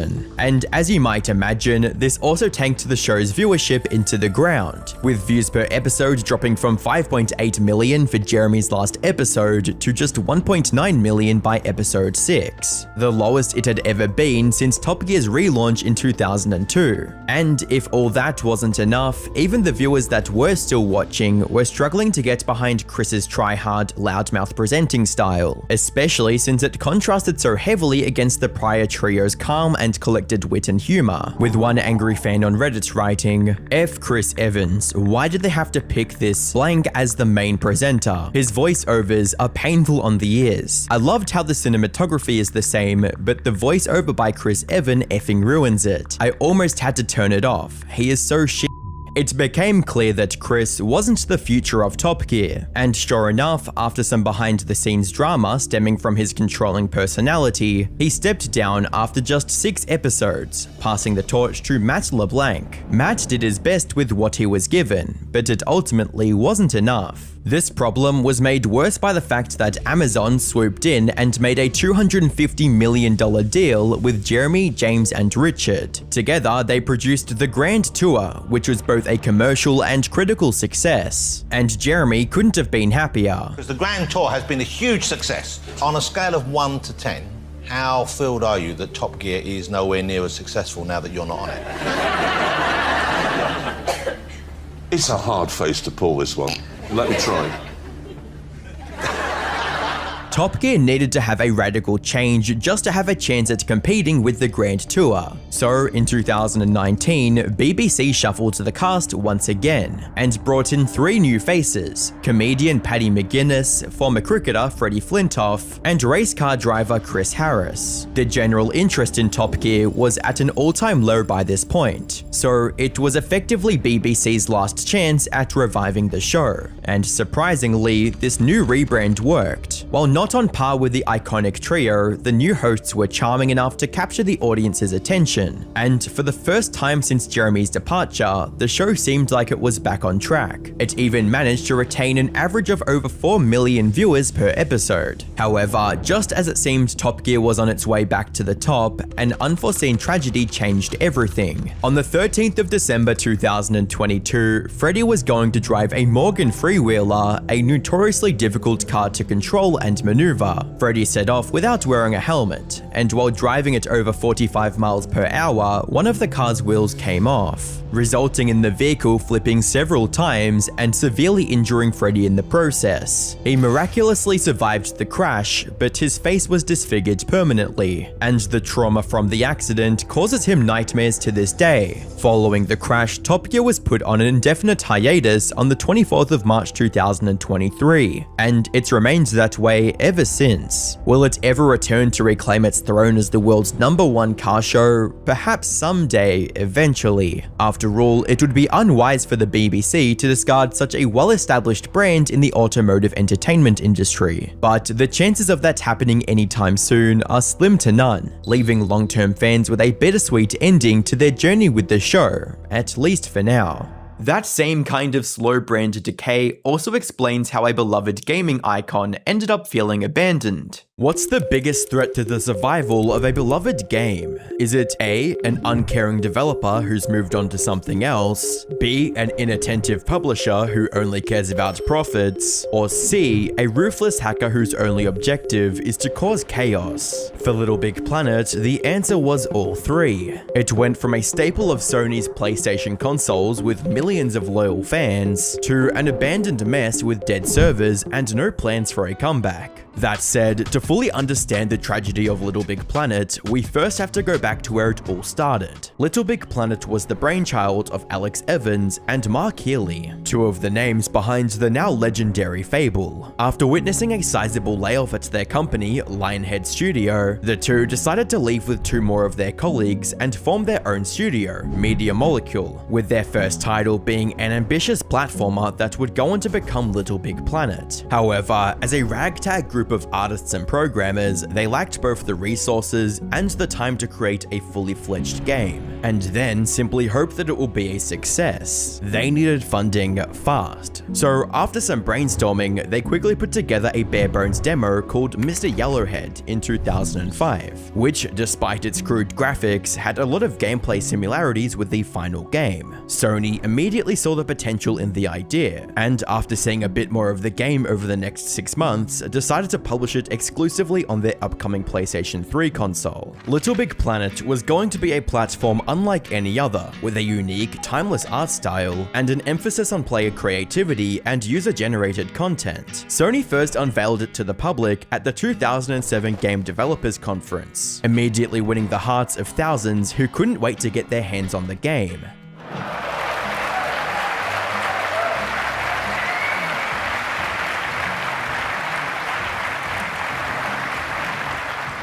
However, Sony wanted it to be ready by the end of the year, including the fully fleshed out level editor. It was hard work, but Media Molecule persevered, managing to deliver on each one of their promises at the game's launch in October of 2008, and the players couldn't have been happier. It sold millions of copies, was adored by the critics, and for a good reason. It had everything players wanted and more. The art style was just incredibly charming, the platforming mechanics were tuned to perfection, it had some of the most versatile character customization options at the time, and most importantly, the level editor was just as feature-rich and intuitive as everyone had hoped. However, the feature that turned Little Big Planet from just another fun game to a cultural phenomenon was its accompanying website, lbp.me. After logging in with their PlayStation Network account, players could share their own creations or dive into an ever-growing library of levels made by others. Put simply, there was an essentially endless supply of fresh content. Within just a year of the game's launch, players had already uploaded over 1 million unique levels, collectively playing them more than 240 million times. What players didn't know at the time was that this website would also become a big reason for the game's downfall, but for the time being, it was what kept players hooked long past a typical platformer's shelf life. Media Molecule also kept working on the game,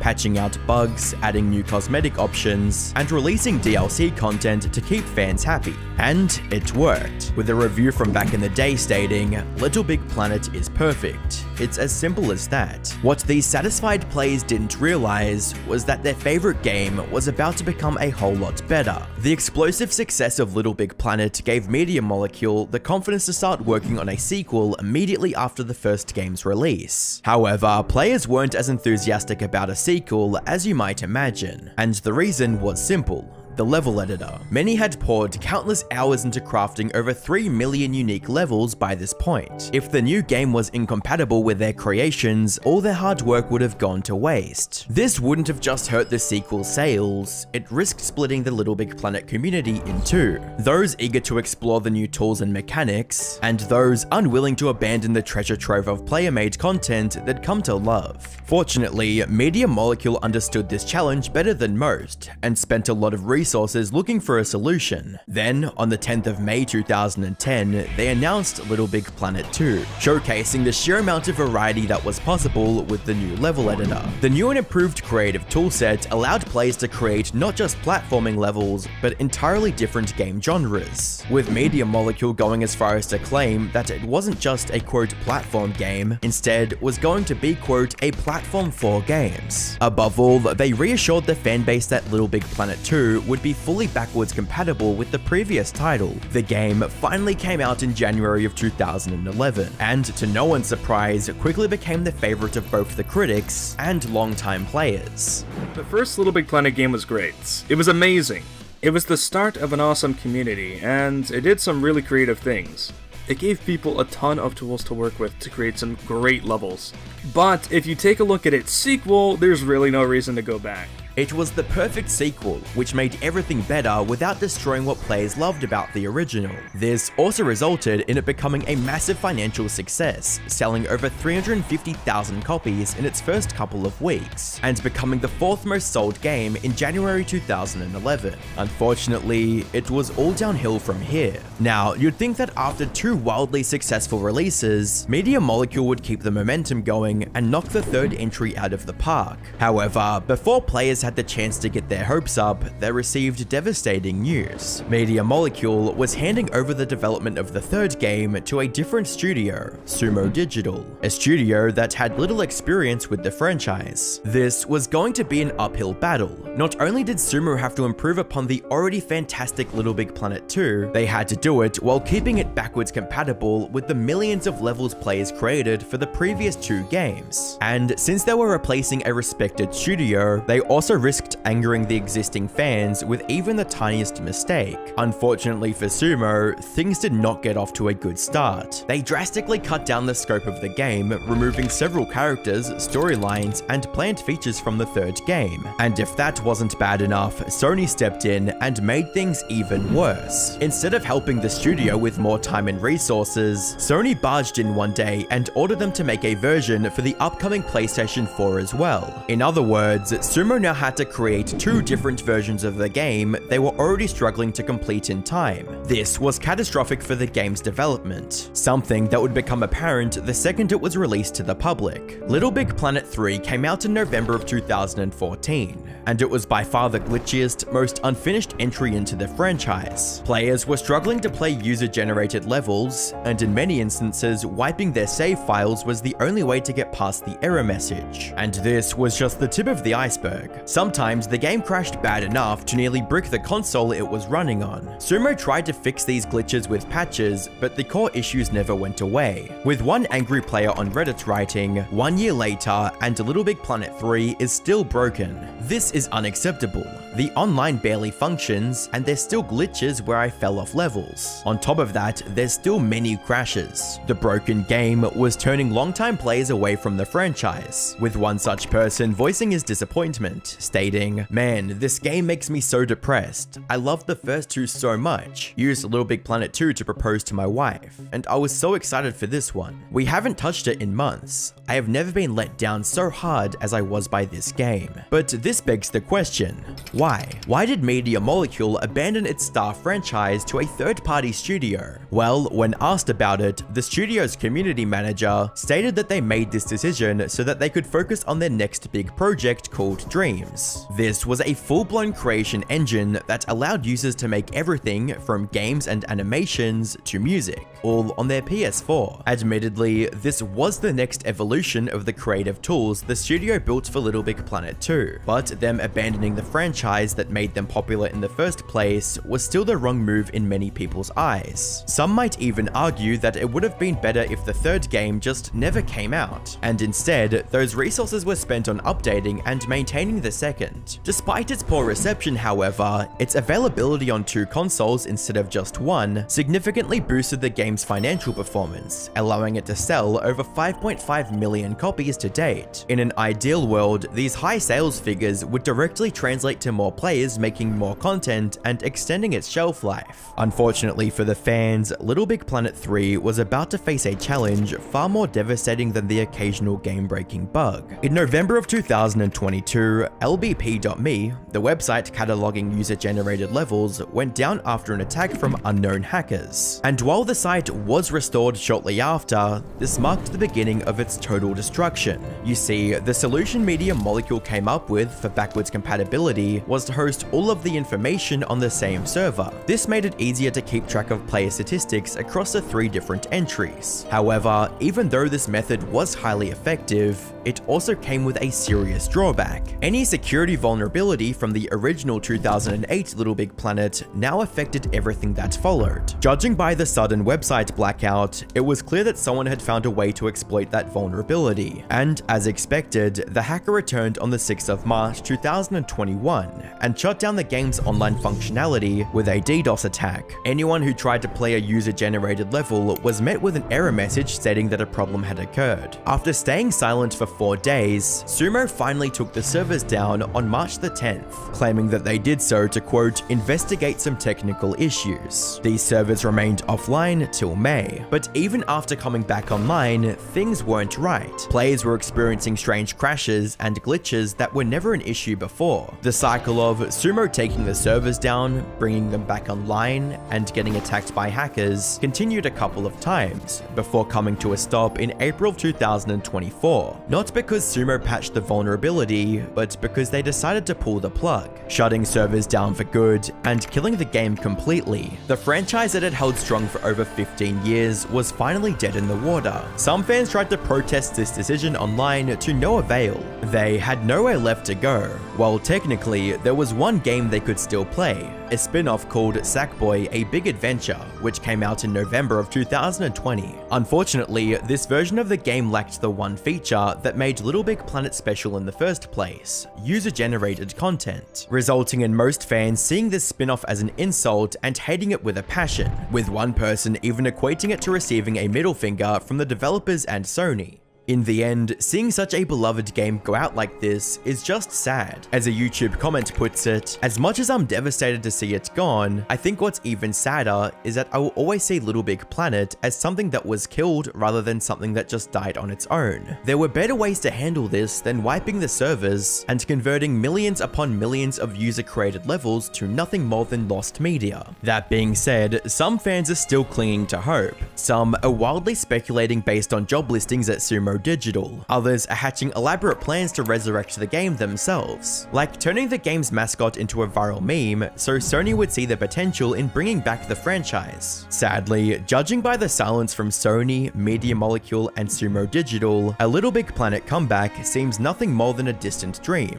At least for now. And when greed becomes the product strategy, even massively popular products can start collapsing. What happens when a brand is built on hype and virality and nothing else? Well, in most cases, it turns out like Prime, which went from making $1.2 billion in its first 2 years, having an entire black market category of its own, where it was resold at outrageously inflated prices, to becoming one of the fastest falling brands in the entire food and drink industry, and even getting banned in several countries including New Zealand and Australia, all because its creators Logan Paul and KSI wanted to take a shortcut to success, and ended up neglecting the one thing that could have maintained Prime's relevance: its quality. A decision that has caused Prime to be linked with causing anxiety, digestive issues, and even heart problems in children. To understand just how big Prime's launch was, it's important to remember that this wasn't just any influencer collab. It was Logan Paul and KSI, two YouTubers who had spent years as fierce rivals. Leading up to early 2022, they'd already faced off twice in the boxing ring, and their rivalry was what kickstarted the influencer boxing scene. So when Logan teased an announcement on January 4th, 2022, fans naturally assumed that it was promoting a third and final fight between the two. However, when the day arrived, both of them shocked their audiences by embracing, and then announcing that they had come together to form a business partnership.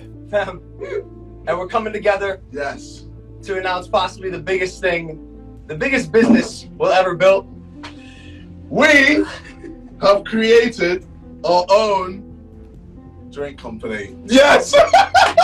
Ladies and gentlemen, Prime Hydration The sheer unexpected nature of this announcement made the livestream go viral, allowing it to get 540,000 concurrent viewers at one point. However, there were still plenty of doubts that it could ever succeed. Prime was going to be up against some of the most iconic hydration drinks in the world, like Gatorade, Powerade, and Body Armor. So it would have to bring something unique to the table to be able to compete. And as it turned out, Prime did have something none of the others did: hype, virality, and an impressionable audience. The bottle itself looked like a giant advert for YouTube, with its all caps YouTube style text and bright colors, specifically designed to appeal to the demographic that both Logan and KSI had built their career on, the 12 to 20-year-olds, enabling them to play to their strengths. And the results spoke for themselves, because just hours after the live stream, Logan announced on Twitter that the first drop had been sold out entirely. For the rest of January, that same pattern continued, with Logan and KSI adopting a Supreme-esque approach to selling Prime, unveiling special limited time drops that were only available through Prime's official website, all while driving up the hype even more with consecutive Instagram posts from Logan in particular that ended up going viral. The first was this post on January 19, where Logan could be seen feeding Prime to his friend Johnny DeJulius before he fell out of a helicopter for a base jump.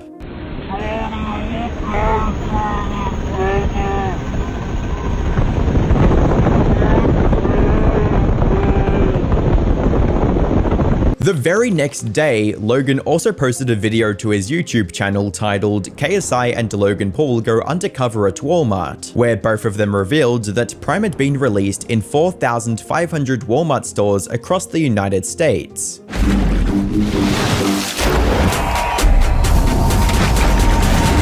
To celebrate Prime Hydration being released in 4,500 Walmarts across America, we are undercover as Prime Hydration employees. After successfully building hype on both YouTube and Instagram, Logan took to promoting on TikTok as well, posting a video of him being stranded on a desert island with a fake beard and orange tan. This alone ended up getting over 10 million views. KSI had his own marketing machine. Not only did he constantly feature Prime on his own channel, but it also became a regular part of his friends, Mini Minter and W2S's channel, both of whom managed to get over 4.5 million views on their respective videos promoting Prime. However, as successful as these marketing stunts were, the real masterclass came in how Prime was distributed, because while Prime already had insane demand, they didn't try to meet it right away. Instead, they kept supply intentionally tight, creating artificial scarcity, turning Prime into something that felt exclusive and not just another drink. During its online-only phase, the limited availability of Prime kept fans rushing to buy bottles immediately as they became available, and even encouraged resale at absurdly high prices that kept the hype train going, forcing even KSI to step in and ask people to stop. Brother, my man is selling one and the current bid is 16 quid. What?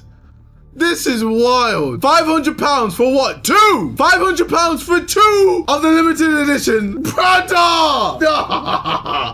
Nah, this is stupid. Even when they shifted to selling through big retailers in the US like Walmart, Target, and GNC, the stock provided was kept intentionally low, so it sold out quicker, resulting in several people not being able to find Prime in their local stores, highlighted by this comment on one of Logan's posts that reads, "Why is it that the stores where I live in Kentucky having such a hard time getting Prime? I absolutely love it, but I can't find it anywhere." The same happened when Prime was first released in the UK with big supermarkets like ASDA and Aldi, which led to even the mainstream news picking up on the insane buying frenzy, highlighting the insanely long queues of fans waiting to get their hands on a bottle. This also triggered the creation of an entire black market category for Prime, with scalpers reselling bottles at insanely inflated prices, resulting in Logan and KSI having to work with retailers to implement strict rules for Prime shoppers, which naturally naturally drove up demand even more.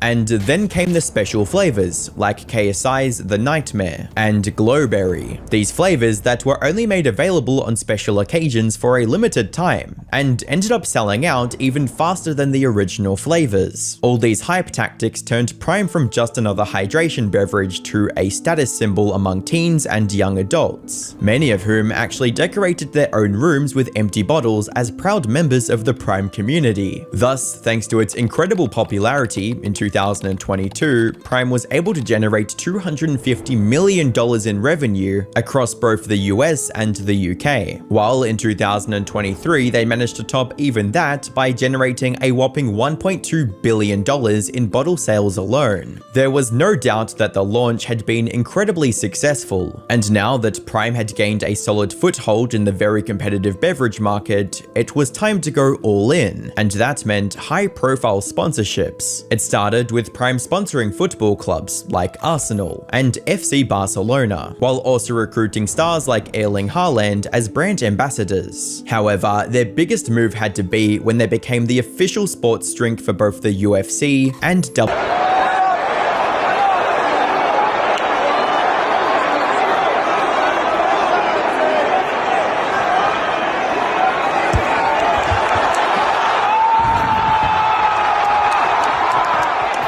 Even KSI got into the act, taking an RKO from Randy Orton in a segment that went viral. These big moves indicated just how confident KSI and Logan were in their brand, leading to them even establishing a contract with major bottle manufacturing brands like Refresco to satisfy the consistent demand that they were expecting for the next few years. In fact, Logan even mentioned on his Impulsive podcast that he was expecting either Pepsi or Coca-Cola to buy him out. Inshallah, things go the right way. We're headed one direction, and that direction is to become the legacy brand that will be taking a massive chunk of the market.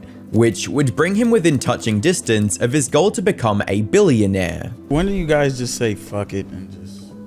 The honest answer? When we both hit that B. I'm out this bitch when I hit that B. I'm out. And you're gonna see it unhinged, unfiltered. However, before Logan or KSI could actually savor their success, Prime stock started going down just as quickly as it came up. And it was all because of one major factor that both of them had chosen to ignore: the poor quality of the drink itself. This ended up being exposed even harder once Prime started making it into the mainstream, with several high-profile celebrities like Gordon Ramsay publicly rejecting the drink. Give it so a what do you review. think of Prime? Okay, so ooh, smells a bit high. What is that flavour you got there? Tropical punch, it says. Oh, Jesus. Loosely. You've just come from the Maldives. How tropical it's is like that? swallowing perfume. What is that? Even some popular streamers that decided to taste it on stream gave it horrible reviews, calling out its awful, overly sugary and chemically taste. People like XQC. I tried Prime unbiased, okay? Unbiased at all. And I hated all of them. None of them taste like the taste that it is on it. Not even close to it. It feels like it's like a non-tasting whatever with an aftertaste. And the one that's like more daring in intensity is like the green one. Dude, we almost puked in the locker room. Aiden Ross. I don't get paid at all from Prime. I need to be. Huh. Yeah, they don't need to pay me. This is called Sour Flare. These are the same ones. Oh, there's two. Which one do you guys want me to try?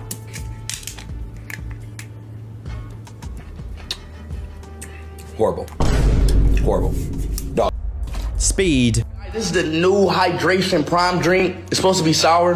Let's give it a little taste, you know what I'm saying? And Kai Cenat. Prime lemonade! I'll keep it 100 with y'all. I drink lemonade almost every single day. I have pink lemonade on my desk. I am a lemonade god.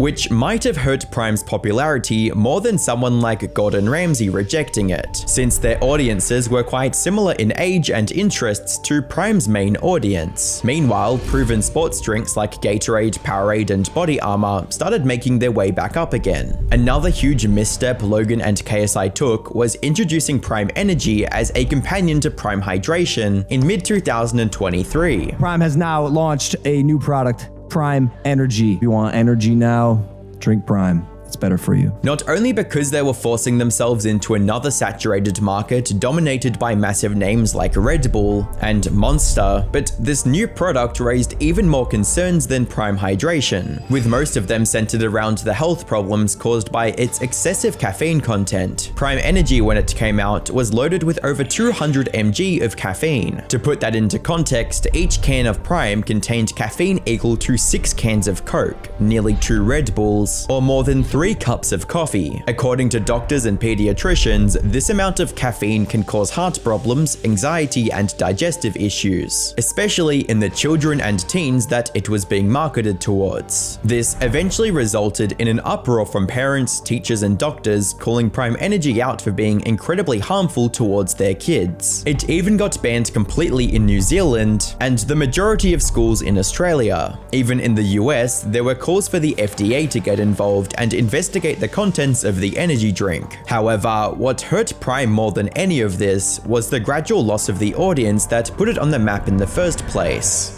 By this point, it was pretty clear. Logan and KSI's hype tactics only worked because most of their audience was made up of kids and teenagers. However, after Prime had been in stores for over 2 years, the novelty wore off. The idea of two massive influencers teaming up just wasn't as exciting anymore, especially to the Gen Z and Gen A kids who were known for hopping from one trend to the next. And so naturally, the hype started to fade. The only thing that could have kept Prime on top after that point was its quality, and since that was severely lacking, the number of repeat customers for the brand declined rapidly. This inevitability resulted in the supply catching up to the demand, especially because of the huge manufacturing contracts Prime had signed. By mid-2024, Prime was available in all major retailers across the US and UK, and displayed on most prominent shelves. But there were very few people willing to buy it. The athletes that usually brought sports drinks still preferred Gatorade or Powerade over Prime, and as a result of all those factors combining, sales in both the US and UK fell astronomically, with them dropping by 70% in the UK in 2024 compared to 2023, causing a 92% drop in profit from the previous year as well. As for the US, sales dropped by 40% by just mid-2024, leaving the Prime team with no choice but to go into strategic review mode to transition into a more sustainable long-term presence in the market. However, before they could come up with a new strategy, Prime was hit with news that would make things so much worse. Because 2024 wasn't just a rough year for Prime on store shelves, it was also a disastrous one in court. The lawsuits started piling up quick, each chipping away at the brand's image even further. It all began in August 2023, when a woman named Elizabeth Castillo filed a class action lawsuit against Prime Hydration. According to the suit, independent chemical testing found that Prime's grape flavor contained PFAs, also known as forever chemicals, which was misleading at best and a serious health concern at worst. Because when Prime Hydration first came out, it was marketed as having 0 caffeine and all clean ingredients. So between the hydration and the better for you ingredients, in our opinion, allegedly, it's a no-brainer. Prime is a better hydration option. Down in March 2024, they allegedly backed out of their contract and even refused to participate in a final test run of the new production line, which allegedly left the manufacturing giant in a huge deficit of tens of millions of dollars, forcing them to file a lawsuit in August 2024, which is still ongoing. Prime did file a motion to dismiss all of the charges. However, except from the judge dropping one minor count, most of the major claims are still moving forward to the next stage. Prime supplier issues don't end there either, as they were hit with another lawsuit around the same time frame by Agravana for $13 million. million for yet another breach of contract. Agravana alleged that Prime owes them tens of millions of dollars in unpaid ingredient bills, and accused them of taking deliveries, then rejecting them or refusing to pay them for no real reason. And if all of that wasn't enough, even Prime's marketing team found themselves in legal trouble, because in July 2024, they were also hit with a suit by the US Olympic and Paralympic Committee for using several unauthorized phrases in their promotional campaigns. These included phrases like Team USA, Olympian, and Olympics, along with several other Olympic-themed trademarks. The suit was eventually settled somewhere in the millions, but the damage to Prime's reputation was worse. Logan Paul did try to do some damage control by creating a video touring Prime's production facilities, where he took viewers through their apparently thorough quality control process, but by then it was already too late. Now, in 2025, because of all of the lawsuits, health concerns, and lack of quality, Prime has been pulled from several stores across the US and UK, and wherever it is still available, it's usually in the clearance rack selling for incredibly low prices. As a commenter on YouTube puts it, "It's hilarious to hear about the Prime craze, when everyone wanted it and no one could find it. Now they're giving it away lol. My grocery store literally has cases of the stuff selling for $1. At the end of the day, Prime was doomed to fail from the get-go, because it was a brand built on hype and not innovation. It tried to cheat the fundamentals, but once the hype died down, the product itself just wasn't good enough. Even if you ignore all the chemicals and the excess caffeine that people claim it has, it just wasn't up to standards set by industry giants like Gatorade, Powerade, and Body Armor. That said, both KSI and Logan Paul likely won't be too affected by Prime's downfall, at least financially, since they've already made their millions. However, their reputation has already taken a serious hit because of it, and it will continue downward if Prime really is as harmful as people claim it to be. Prime was not the only creator-backed product that went from hype to backlash almost overnight. How do you go from launching the highest-grossing YouTuber products ever to creating one of the biggest flops in the platform's history? One that's not only failed to make any real money, but also became a permanent stain on the reputations of the three names behind its creation, with everyone on the internet, including other YouTubers and even licensed doctors, calling out everything wrong with it. Lunchly turkey contains only 230 calories, which would mean a kid would need to eat about 2.7 portions to consume enough calories. And if they did that, they'd get nearly 1,300 milligrams of sodium, which is also significantly over the USDA standards. So they'd be either under-eating calories or overeating sodium. After the success of their billion-dollar chocolate and energy drink empires, Mr. Beast, KSI, and Logan Paul thought that by combining both of their brands, they could corner the kids' lunch market as well, and thus Lunchly, the allegedly healthier Lunchables alternatives, was launched. Unfortunately for the three, unlike Prime or Feastables, Lunchly flopped harder than NFTs, becoming the most criticized YouTuber product within hours of its release, and the trio's terrible response to said criticism didn't help much either. To understand why Lunchly took over the internet as soon as it launched, we have to look no further than the faces behind its creation: Mr. Beast, Logan Paul, and KSI. Each of the three had massive loyal fan bases, and at the time owned billion-dollar food and beverage brands that were practically printing money. So when they announced a new food product together, it was certain to draw some attention. But if there's one thing that all of these creators weren't known for, that was creating products that prioritized kids' nutrition or health. Mr. Beast's Feastables was a chocolate brand that reportedly earned over $250 million in 2024.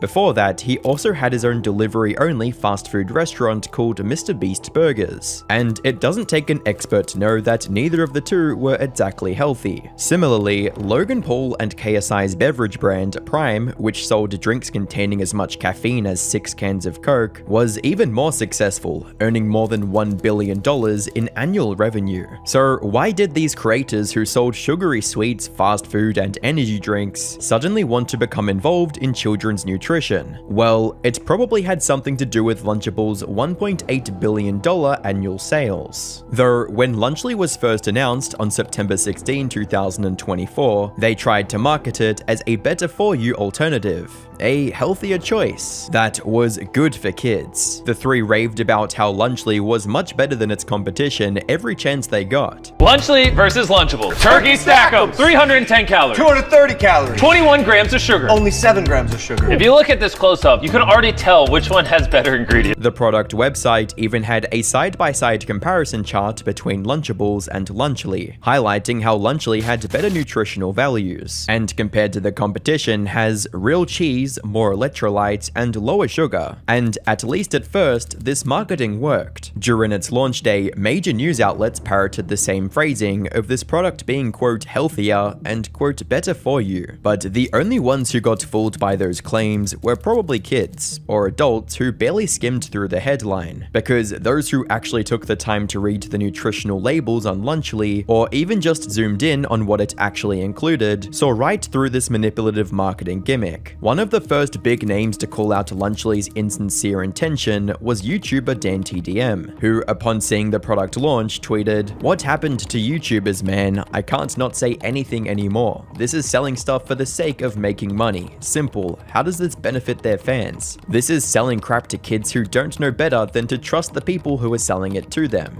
Do better."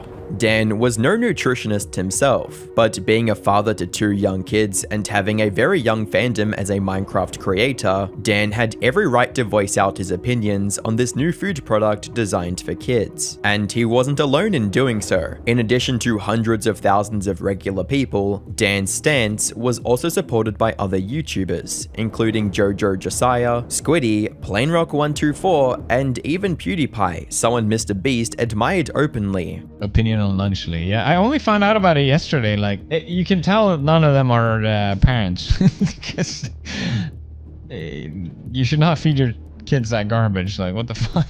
But YouTubers weren't the only ones who were alarmed by what they saw. Lunchly's quote healthier claims were so blatantly misleading that even doctors had to step in to stop the spread of misinformation. Dr. Mike, a prominent medical YouTuber, was one of the first to make a video addressing Lunchly's controversy. In his video, he acknowledged that Lunchly's healthier claims might hold some truth on a technical level, but he also pointed out that Lunchly's nutritional content didn't meet the standards set by the USDA for school lunches, and why that was an issue. I just think if a company was truly interested in creating a healthier lunch kit for kids, the USDA standards should be the minimum starting requirements. Otherwise, we're simply propagating the problem even further. But as Logan himself later admitted in his so-called response video, selling quote healthy wasn't even the brand's main goal in the first place, further proving that the trio's entire healthier branding was nothing but empty buzzwords. Dr. Mike eventually created a second video about the situation, but before that, another reputable medical professional joined the discussion online, Dr. Brian Sutterer, a well-known sports doctor. He quoted Logan's tweet comparing the nutritional facts of Lunchly and Lunchables, stating, "Sodium getting rebranded as electrolytes will be taught in marketing textbooks one day." He later expanded on this claim in a YouTube video, explaining that kids who prepackaged meals like Lunchly are marketed to don't necessarily need electrolyte drinks in their daily diet. By this point, the Lunchly drama had completely taken over the internet, tanking the brand's image and directly hitting its sales before it even had a chance to make money. If this had happened to any other reasonable brand, they would have owned up, fixed the issues, or at least tried to rebrand before the whole thing collapsed. But this seemingly obvious solution didn't cross any of the Lunchly creators' minds. Instead, they did the exact opposite, dismissing genuine concerns as nothing but hate for farming clicks and views, and aggressively retaliating against anyone who tried to prove otherwise. Now, credit where credit is due, Mr. Beast's response to the allegations was a bit more sensible than his peers. writing, "Lunchables sells hundreds of millions of units and countless people eat it. Our goal is to give people a better for you alternative to it. Obviously, eating fresh chicken and broccoli is healthier, but if someone is going to eat a pre-made meal like this, which millions of people do through Lunchables, then I think giving them a higher quality version at roughly the same price is a net good, in my opinion." But while Mr. Beast was smart enough to take a logical, measured approach to the situation, KSI and Logan Paul seemed determined to ruin everything. Logan, fueled by his pride as an energy drink owner, decided to debate an actual sports medicine doctor on the meaning of electrolytes. He responded to Dr. Sudara's tweet claiming that they were just rebranding electrolytes, stating, "Crazy how even a sports medicine doctor can't tell the difference between sodium and potassium," and even went so far as to call the doctor an idiot. To which Dr. Sudara clapped back once again, saying, "Crazy how a professional wrestler wants to start a debate with me about his electrolyte drink. But if the replies weren't turned off, maybe we could." Naturally, the internet jury quickly declared Logan as the loser in this one, especially after Dr. Sudara uploaded that video explaining what electrolytes actually meant. Though nobody really expected anything better from Logan, the guy who went as far as using his laboring wife and newborn to promote his product. But Logan's embarrassing moments online were nothing compared to the absolute mess KSI dragged himself into following the backlash. Because instead of defending Lunchley against the allegations, he focused all his attention on trying to paint Dan, the first to call out Lunchley, as just a bitter YouTuber who hated the product for no reason. What happened to YouTubers, man?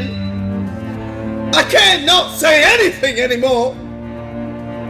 This is selling stuff for the sake of making money.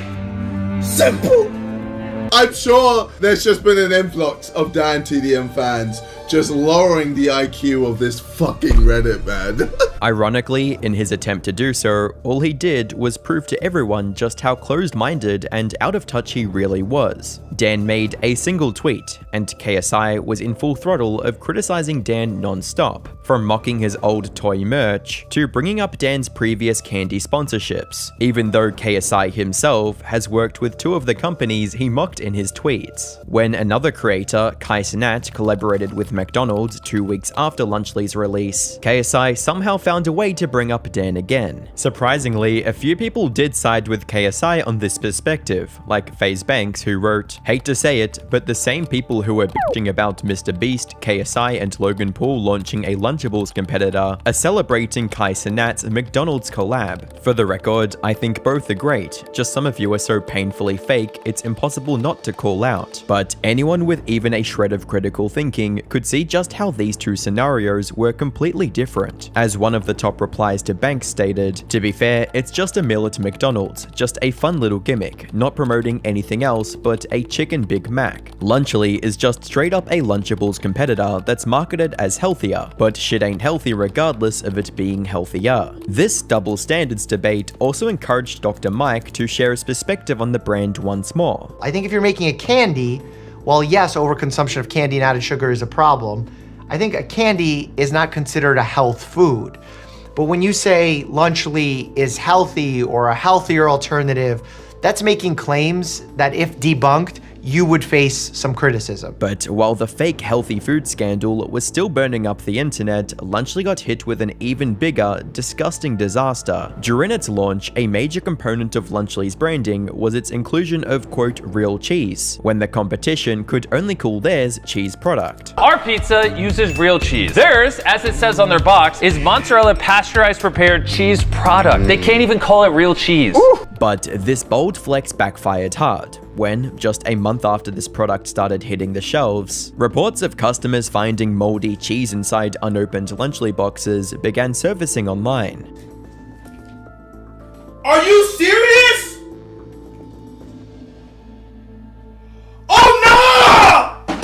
One of the first to expose the issue online was Rosanna Pansino, a popular baking YouTuber. While filming a comparison video between Lunchley and Lunchables, she unexpectedly discovered mold inside the Lunchley pack. After filming, Rosanna posted about her experience on Twitter, with a sarcastic caption that stated, "Just opened my first Lunchley ever. So much mold. What flavor of mold did you guys get?" followed by a more sincere tweet reading, "Please be careful everyone, this is not safe and not okay, especially for children." However, while Rosanna was well respected in her field, many questioned the credibility of her claims. After all, she already had a fairly long and very vocal track record of criticizing Mr. Beast prior to Lunchley's existence. Some even accused Rosanna of flat out lying or just being overly dramatic because of her personal bias against Mr. Beast, with one person writing, "One moldy cheese doesn't mean the whole brand is unsafe. Let's not blow one incident out of proportion." Many streamers also didn't believe her allegation for the same reason, but in their attempt to debunk Rosanna, they only validated her claims. A Spicy Cow, for instance, took it upon himself to find the truth, and it didn't take long for them to see it for themselves. No way!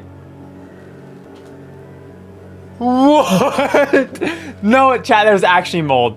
That's 100% mold. I'm so sorry. Oh no, do you see it right there? Do you see it? Sealed and it's molded. But that was nothing compared to what the streamer BMC found live on his broadcast. Literal spores growing out of the cheese inside an unopened Lunchley. There's actually no way. No.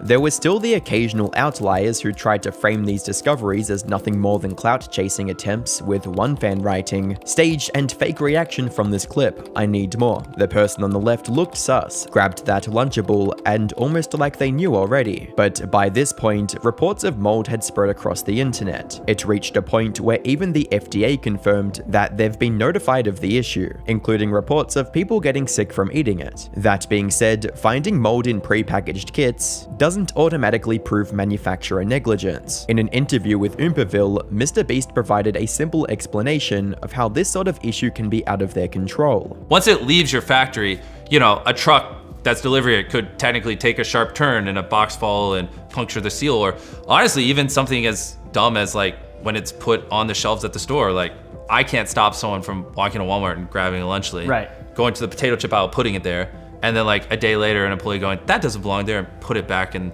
like, I mean, obviously they shouldn't do that, they should throw it away, of course. But like, so there's no mold when it leaves our factories, because that's just stupid. Why would we ever let that happen? But after that point, you know, there are variables that we just can't control. But what made the whole mold thing worse than it already was Logan Paul and KSI's tone-deaf response to the issue. Instead of addressing it properly, they openly laughed about the mold controversy on their podcast. Yeah, like I like my cheese moldy, bro. And in a separate video, Logan even called Rosanna Pansino an attention-hungry little clout goblin who has made it her entire identity to speak negatively on all things Mr. Beast. At the peak of the mold controversy, rumors of a Lunchley recall also began circulating online, but both Logan and the FDA denied that any recall had actually happened. Still, by that point, the damage to the brand was already done. A good portion of the people purchasing Lunchley were buying it just to see if the mold rumors were true for themselves. And considering how both Mr. Beast and the Logan KSI duo had previously bragged about record-breaking sales for their other brands, the complete silence around Lunchley's sales figures spoke volumes. Lunchley was, by all metrics, a commercial flop. But there was more to this downfall than the controversy surrounding Lunchley itself. You see, KSI and Logan Paul's Prime, which was one of their major components that separates Lunchley from its competition, also experienced a massive downfall, and naturally, this impacted the demand for Lunchley's kits as well. During its peak, Prime managed to sell out 1 billion bottles in less than 2 years, but the brand has experienced an over 40% sales drop in 2025, with their UK revenue being down as much as 70%. But honestly, no one's surprised, because if history tells us anything, these creators are great at making products that trend, not products that have enough value to build a loyal fan base. Way before the Feastables hype in 2020, Mr. Beast launched Mr. Beast Burgers, which went from nationwide excitement to getting shut down prematurely due to a relentless wave of customer complaints, ranging from receiving raw food, late or missing deliveries, poor food quality, and non-existent consistency. Prime is also no stranger to similar complaints. In fact, prior to Lunchly's launch, Prime was already dealing with 9 separate lawsuits, with accusations ranging from deceptive marketing and non-disclosure of potentially harmful chemicals to falsely advertising the amount of caffeine on its label. But in Lunchly's case, even the hype that hard carried Feastables and Prime's success was barely present. During its launch, both MrBeast and Logan Paul were in the middle of fresh controversies that negatively affected their public image. For Jimmy, the infamous Dogpack 404 allegations had just surfaced online, painting Jimmy in a questionable light, and Logan Paul was still under fire for CryptoZoo, the massive alleged crypto scam he promoted that caused fans to lose millions of dollars. By the time Lunchly rolled out, the trio's reputation and brands were already losing momentum, and although Logan Paul and KSI have openly admitted to loving the attention of haters in the past, that's not the type of attention you want when it comes to food products, and the downfall of Lunchly proves that. And the final case shows how YouTuber products can become a referendum on the creator themselves. Merchandise is one of, if not the most effective ways to make money as an online content creator, which is why you see almost every popular YouTuber launch their own products, from basic printed t-shirts and hoodies to an entire pizzeria. But for every YouTuber product everyone loves, Not too sweet, nice and chewy. It's plant-based, and it actually tastes like blue raspberry. 9.4 out of 10. there's another that most people can't stand. That ain't freshly baked. You can't put the word bake and then satisfy the requirement for freshly baked. And as you'll see throughout this video, there are a lot of factors that can determine the success of a product, including the YouTuber's reputation, the quality of the product itself, and how relevant it is to the YouTuber's content. And there's no better place to start this comparison than what's quickly turning into the most hated product in YouTube history, Lunchly. On the 16th of September 2024, 3 of the biggest YouTubers on the platform, MrBeast, Logan Paul, and KSI, teamed up to announce their new collaborative project, Lunchly. This was going to be a direct competitor to Lunchables, the boxed meal option for children that had been topping the sales chart for the last 35 years. The prepared meal market is worth over $46 billion in the US alone. So if Lunchly could even acquire a tiny fraction of this massive market, it would add hundreds of millions of dollars to the bank accounts of the 3 YouTubers behind the project. Now, you would expect something created by MrBeast himself and the 2 guys behind Prime to be an instant success. Unfortunately, for them, that's not how things went with Lunchly. It was already off to a rough start, as the announcement stream turned into a low-quality pixelated mess. Ladies and gentlemen, we'd like to introduce you to Lunchly. Oh, I got However, the real trouble for the new product started when Lunchly became one of the most mocked things on the internet. Within hours of its announcement, everyone was making fun of the announcement, including other YouTubers. Vapely. Vapely is an all-new way to make fans feel good. Dude, why does Logan Paul he's about to shit himself? And every subsequent attempt to market Lunchly turned it into even more of a meme across social media. I like my cheese drippy, bruh. I like my cheese drippy, bruh. I like my cheese drippy, bruh. I like my cheese drippy, bruh. But isn't turning into a meme good for a product? Something like Flex Tape wouldn't have been half as popular without the hundreds of memes that came out of its infomercials. The big difference here was that with Lunchly, people weren't laughing with the product, they were laughing at it. This on its own would have been enough to seriously tank the potential sales and future reputation of the Lunchly brand. However, there was a far greater issue plaguing Lunchly. Its timing. Put simply, MrBeast co-released Lunchly at the worst time possible. It would have been a massive success if it had launched 1 or 2 years ago. But as it stands, Lunchly was doomed months before it even became public. This is because the biggest name attached to the product, MrBeast, is currently under fire for a mountain of controversies that range from bad to absolutely terrible. It started back in July, when his closest friend and prominent member of the MrBeast crew, Ava Chris Tyson, was exposed for being a predator. Ava Chris Tyson of the MrBeast crew is in the middle of a massive scandal right now as she faces allegations that she inappropriately messaged a minor. And as if that wasn't bad enough, just a few days later, a former MrBeast employee known as Dogpack404 released a series of videos on YouTube accusing Jimmy of various heinous crimes, including allegations of running illegal lotteries with children, rigging the outcomes of his challenges, and worst of all, hiring a convicted PDF file and even featuring him in his videos. Wearing a mask. Why would you wear a mask? Why would you conceal your face? It's like, what are you concealing? That you are a registered offender? and that your face could be looked up on a thing, how much more can you literally cover up a offender?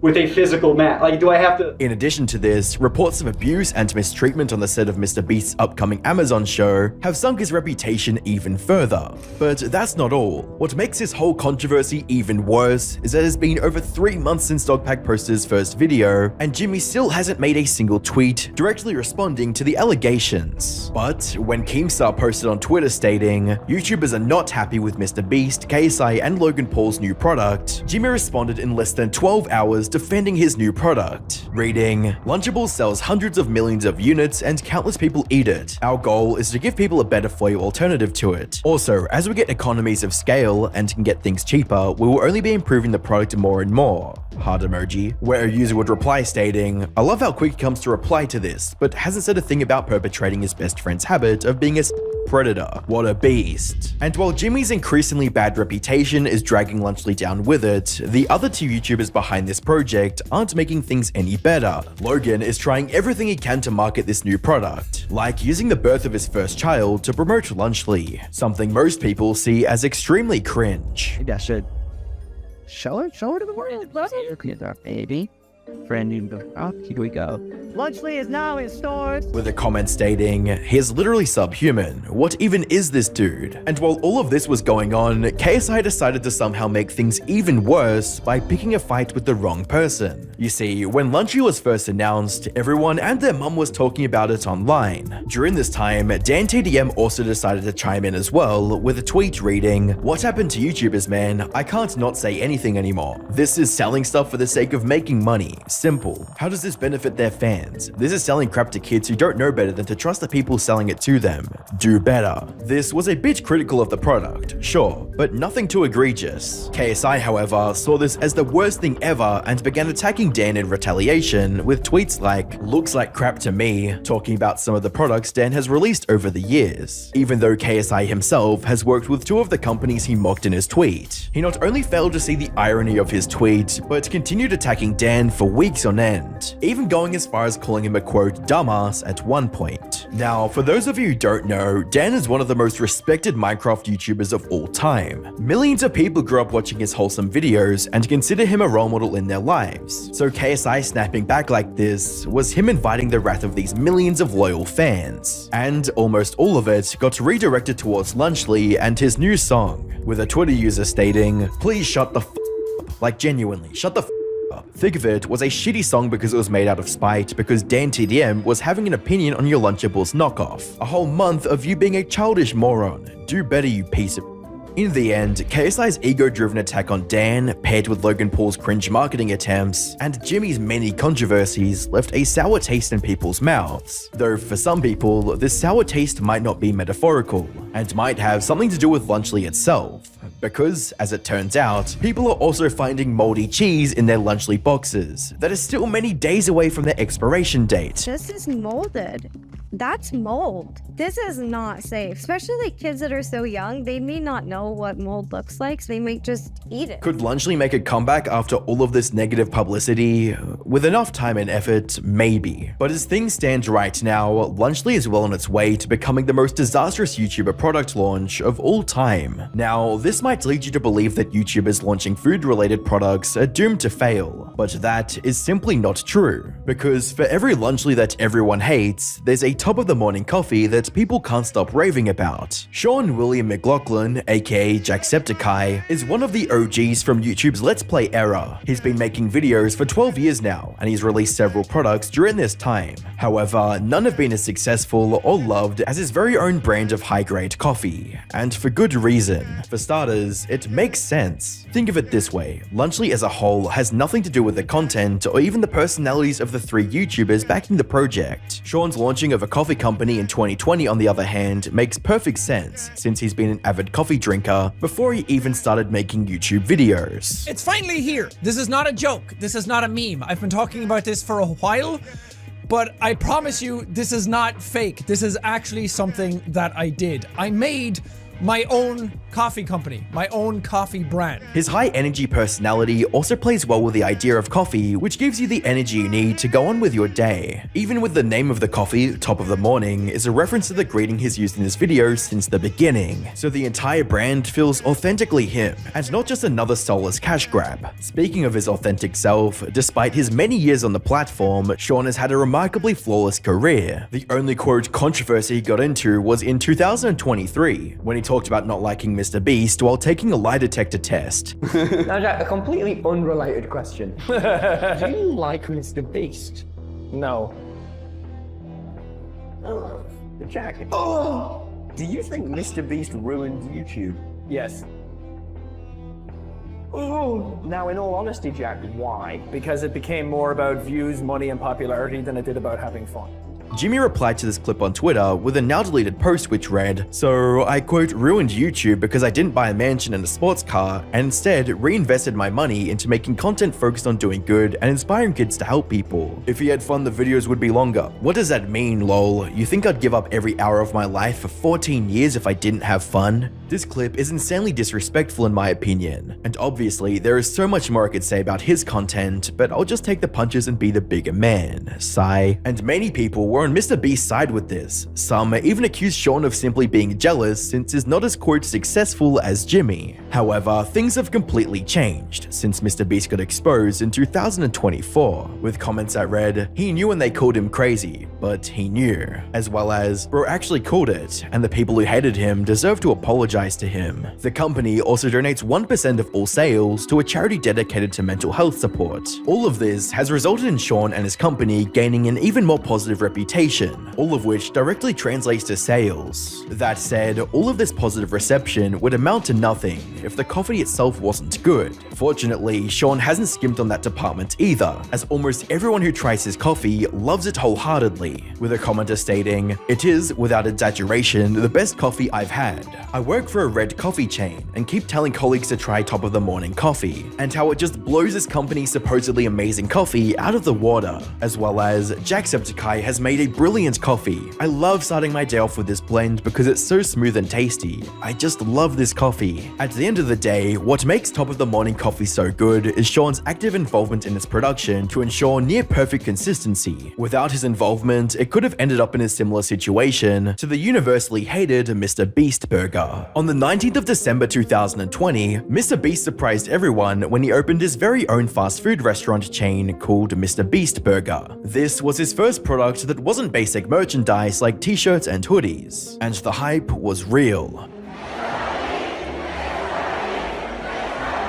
The most surprising part about Mr. Beast Burger was the sheer scale of its operation. Instead of just opening a few key locations, Jimmy's new restaurant was going to open in 300 locations across the US. This ensured that the vast majority of his American fans had access to the burger joint in their vicinity, and people were dying to try it. Unfortunately, the hype train derailed spectacularly the second the Mr. Beast Burger became available on food delivery apps. Mr. Beast's new restaurant was riddled with issues, like extremely long delivery times. But this was somewhat understandable since everyone was trying to order at the same time, so people were willing to wait. However, as people started receiving their orders, new more serious issues came to light. The meat in their burgers was completely raw.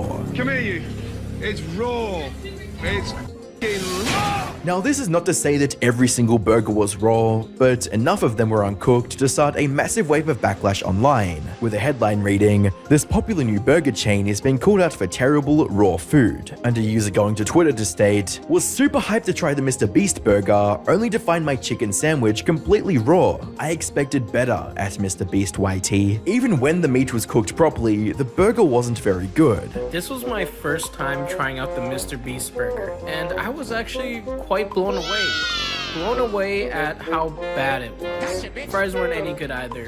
So next time you're looking on Uber Eats, save your money on this. Despite these problems, Mr. Beast Burger appeared to be a financial success, as it expanded to over 2,000 locations around the world. However, the actual quality of the burgers didn't get any better, and kept declining even further. Unfortunately, despite the thousands of negative reviews, Jimmy had no way to enforce better consistency, as he was just the face of the brand. The business side of things was managed by a ghost kitchen company called Virtual Dining Concepts, and they were the ones responsible for the horrible quality of the Mr. Mr. Beast burgers. Or at least, that's what Jimmy told everyone. On the 17th of June 2023, Jimmy made a series of now deleted tweets blaming virtual dining concepts for everything, claiming, "I started Mr. Beast Burger to help restaurants make more money during the pandemic, and it worked. But sadly, when working with 2,000 restaurants I don't own, it's impossible to guarantee the order quality. I'm moving on from Mr. Beast Burger so I can focus on Feastables and making snacks." And when someone asked if the Mr. Beast restaurants were shutting down, Jimmy replied by stating, "I would if I could, but the company I partnered with won't let me stop, even though it's terrible for my brand. Young Beast signed a bad deal." These tweets were also followed by a $10 million lawsuit Jimmy filed against VDC for not upholding their end of the contract. However, before that could make any difference, his partner company countersued him for making tweets that damaged their reputation, forcing him to delete them and stop talking about Mr. Beast Burger altogether.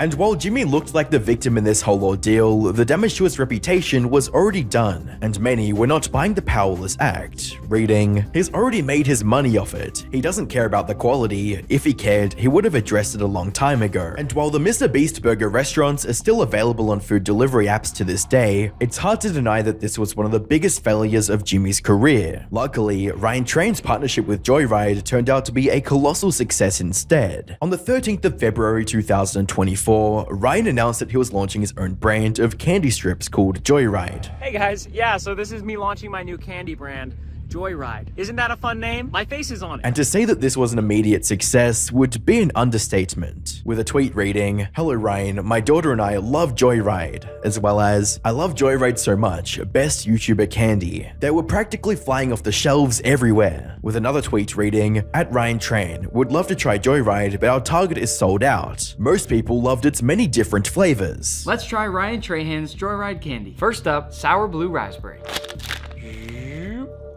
Not too sweet, nice and chewy. It's plant-based, and it actually tastes like blue raspberry. 9.4 out of 10. A fan even made an ad for the candy because of how much he liked the product.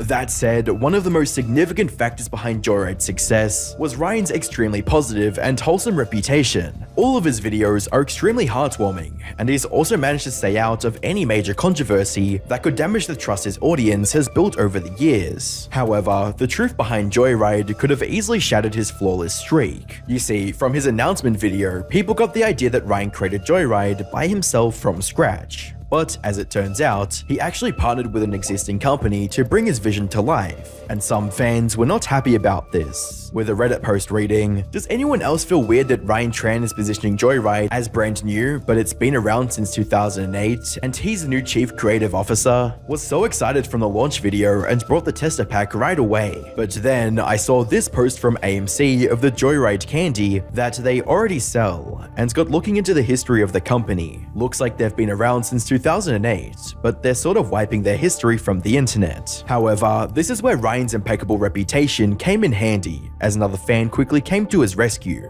reading, "I don't see anything deceptive here. New candy line would absolutely require partnership with someone who has a history of doing it. He partnered with an existing company to work in creating this specific new line." This comment also linked to a Forbes article that revealed how Ryan had been working to develop the strip's flavors, size, and packaging for a long time before its launch, and that he was the one who conceived its marketing and launch strategy as well. In the end, what matters most is that Joyride delivered on everything it promised, earning him the love and appreciation of his audience. The next YouTuber product on this list, however, can only be described as nothing more than a scam. I'm of course talking about Logan Paul's CryptoZoo. In the fall of 2021, Logan announced his very own crypto project called CryptoZoo.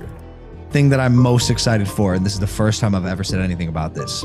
For the last 6 months, I've been working on my own NFT project. I think there needs to be a fresh take, and this project that I have is that fresh take. This was going to be an NFT-based game where people could buy digital eggs, hatch NFTs of rare animal hybrids, and then cash out with more money than they put in.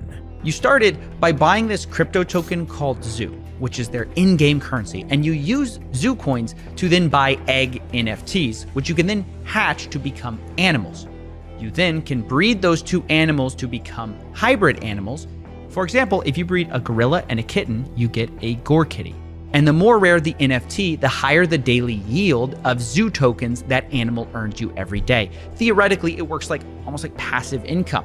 You can then burn your animal NFTs to release the zoo they earned back to you, and from there you can invest it into eggs or just cash out. Logan even promised handmade art for many of the animal hybrids, like this cross between a penguin and a shark. All of this sounded quite promising to people who were already interested in crypto and NFTs, leading to millions of zoo tokens being sold before the game was even launched. Unfortunately, this would end up being one of the worst financial decisions for most of these investors, because in a surprise to no one, the supposed game was nowhere near finished, and all the NFTs investors bought were nothing more than worthless JPEGs. This led to a sharp decline in the zoo token's price, making the investors lose millions. How much did you guys make from CryptoZoo? I lost around $50,000 in CryptoZoo. I lost $40,000. I lost around $15,000 US. I lost $25,000. $120,000. $500,000 Australian, which is $500,000. In December of 2022, YouTube investigator CoffeeZilla made a series of videos exposing Logan for scamming his own fans for millions of dollars, to which Logan responded by insulting CoffeeZilla and threatening to sue him. He is a lopsided journalist with an agenda, and he's nothing more than the Keemstar of crypto and finance. You still published a defamatory hit piece, fully knowing I was innocent, just so you could enrich yourself in your $10 million studio. Sharp, but deeply unethical, dangerously misleading, and illegal. I suggest you use the money you got from pumping your Patreon to hire a good lawyer. You're gonna need it. After a massive wave of backlash, Logan ended up apologizing to CoffeeZilla and also promised a partial refund to the victims of CryptoZoo. I called him, I apologized. My initial response to his series was that of fire and ego. Not only that, Logan also pledges a $1.3 million refund plan for people who bought his NFTs. I am personally committing 1,000 ETH to this, which is about $1.3 million. However, it's 2024 now, and Logan is back to his usual scammer antics. The promised refunds are still nowhere near completion, and worst of all, he's also suing CoffeeZilla for quote defamation, which is odd considering Logan himself agreed with CoffeeZilla's investigation in his apology video. Logan Paul is suing me for CryptoZoo, only a year after he thanked me for it. Rather than pay back his victims fully, Logan would rather publicly humiliate himself in court by accusing me of defaming him. He's hired 5 lawyers to sue me, which he hopes will stop me from exposing him again. So Logan not only scammed his own fans for millions, but is now also trying to ruin the life of the person who exposed his true colors. This is a textbook example of how not to launch a product as a YouTuber, crypto or otherwise. On the other hand, the screwdriver from Linus Tech Tips is a prime example of doing everything right and still earning millions. Linus is one of, if not the most highly respected tech YouTuber on the platform, and for a good reason. He's been providing helpful tech advice and product reviews since the early days of YouTube. And aside from a few mishaps, which he has come back from, he's had a near controversy-free career so far. So when Linus, a YouTuber focused on computers, announced his own custom screwdriver that could be used to work on computers, people were excited to say the least. However, this minor excitement turned into full-on anticipation when Linus uploaded a 30-minute video going into the details of the product and talking about how they spent 3 years perfecting its design. The factory that we were using was bought out by a large toolmaker, and they were now prioritizing, naturally, their own tools.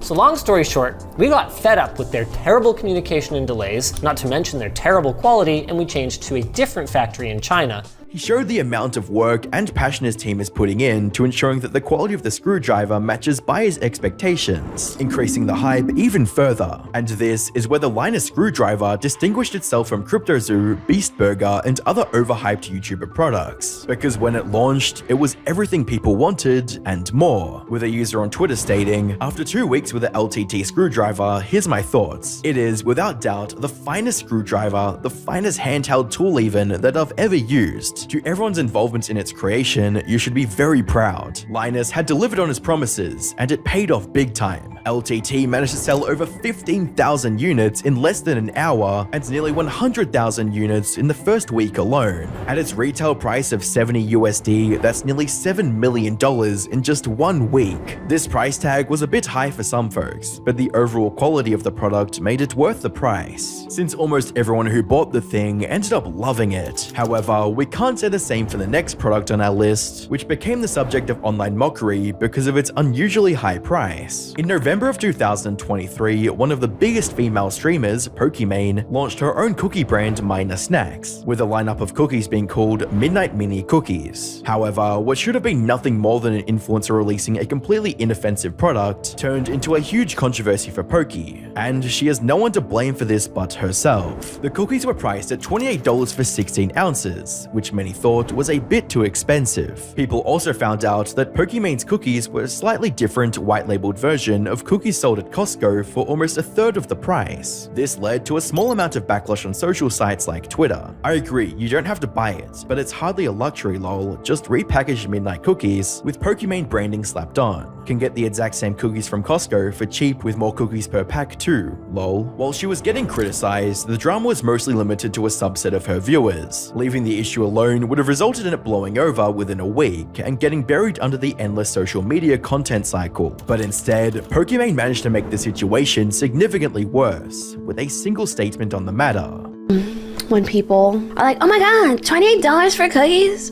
It's 4 bags. That's $7 a bag. I know math is hard when you're an idiot, but like if you're a broke boy, just say so. Calling your own viewers quote idiots and quote broke boys in an ego-driven rant was a step too far, and the internet was livid, with a comment reading, Poki calling everyone stupid in math when she can't properly price a product, a genius she is, as well as just a perfect example of the phrase when someone shows you who they are, what she said or what she will say doesn't really matter. This is who she is. All of this resulted in Minor Cookies getting labeled as one of the worst influencer products ever made, regardless of their actual quality. After all, you don't have to insult your audience to make them buy your latest product. If it has a good value proposition, people would want to buy it on their own and love every second of using it, which is exactly the case with the Babish cookware set. Even if you're not a fan, you've likely come across one of the cooking videos where a headless man recreates one of the most iconic dishes from movies and TV shows. For those of you who don't know, Binging with Babish is one of the largest cooking channels on YouTube, with over 10 million subscribers to its name. After many years of teaching people how to cook tasty food, it's time to finally make the all-time most requested dish on this show, the Krabby Patty. Babish finally decided to launch his own lineup of cookware, one that combines high-quality materials at a reasonable price. His 2 knife sets, for example, have a 4.9 and 4.8 star rating on Amazon, and the reviews are filled with nothing but praise, reading, I absolutely love the set and would give them 10 stars if it was an option, as well as, I was gifted a Babish knife and I love it. This year, I bought a couple of sets to give out at Christmas, very good quality and a great price. The cookware lineup itself is high quality, and having the logo of a beloved YouTuber definitely helps. That said, the internet will let you know if you launched a bad product, no matter how beloved or respected you are as a YouTuber. On the 24th of September 2024, Marquise released his latest product, a subscription-based wallpaper app, and the internet lost its collective mind. And for valid reasons. Ignoring the fact that a paid wallpaper app is an absurd idea in 2024, what made most people angry was its subscription price of $50 a year for wallpapers. There were also a bit too many ads in the free version.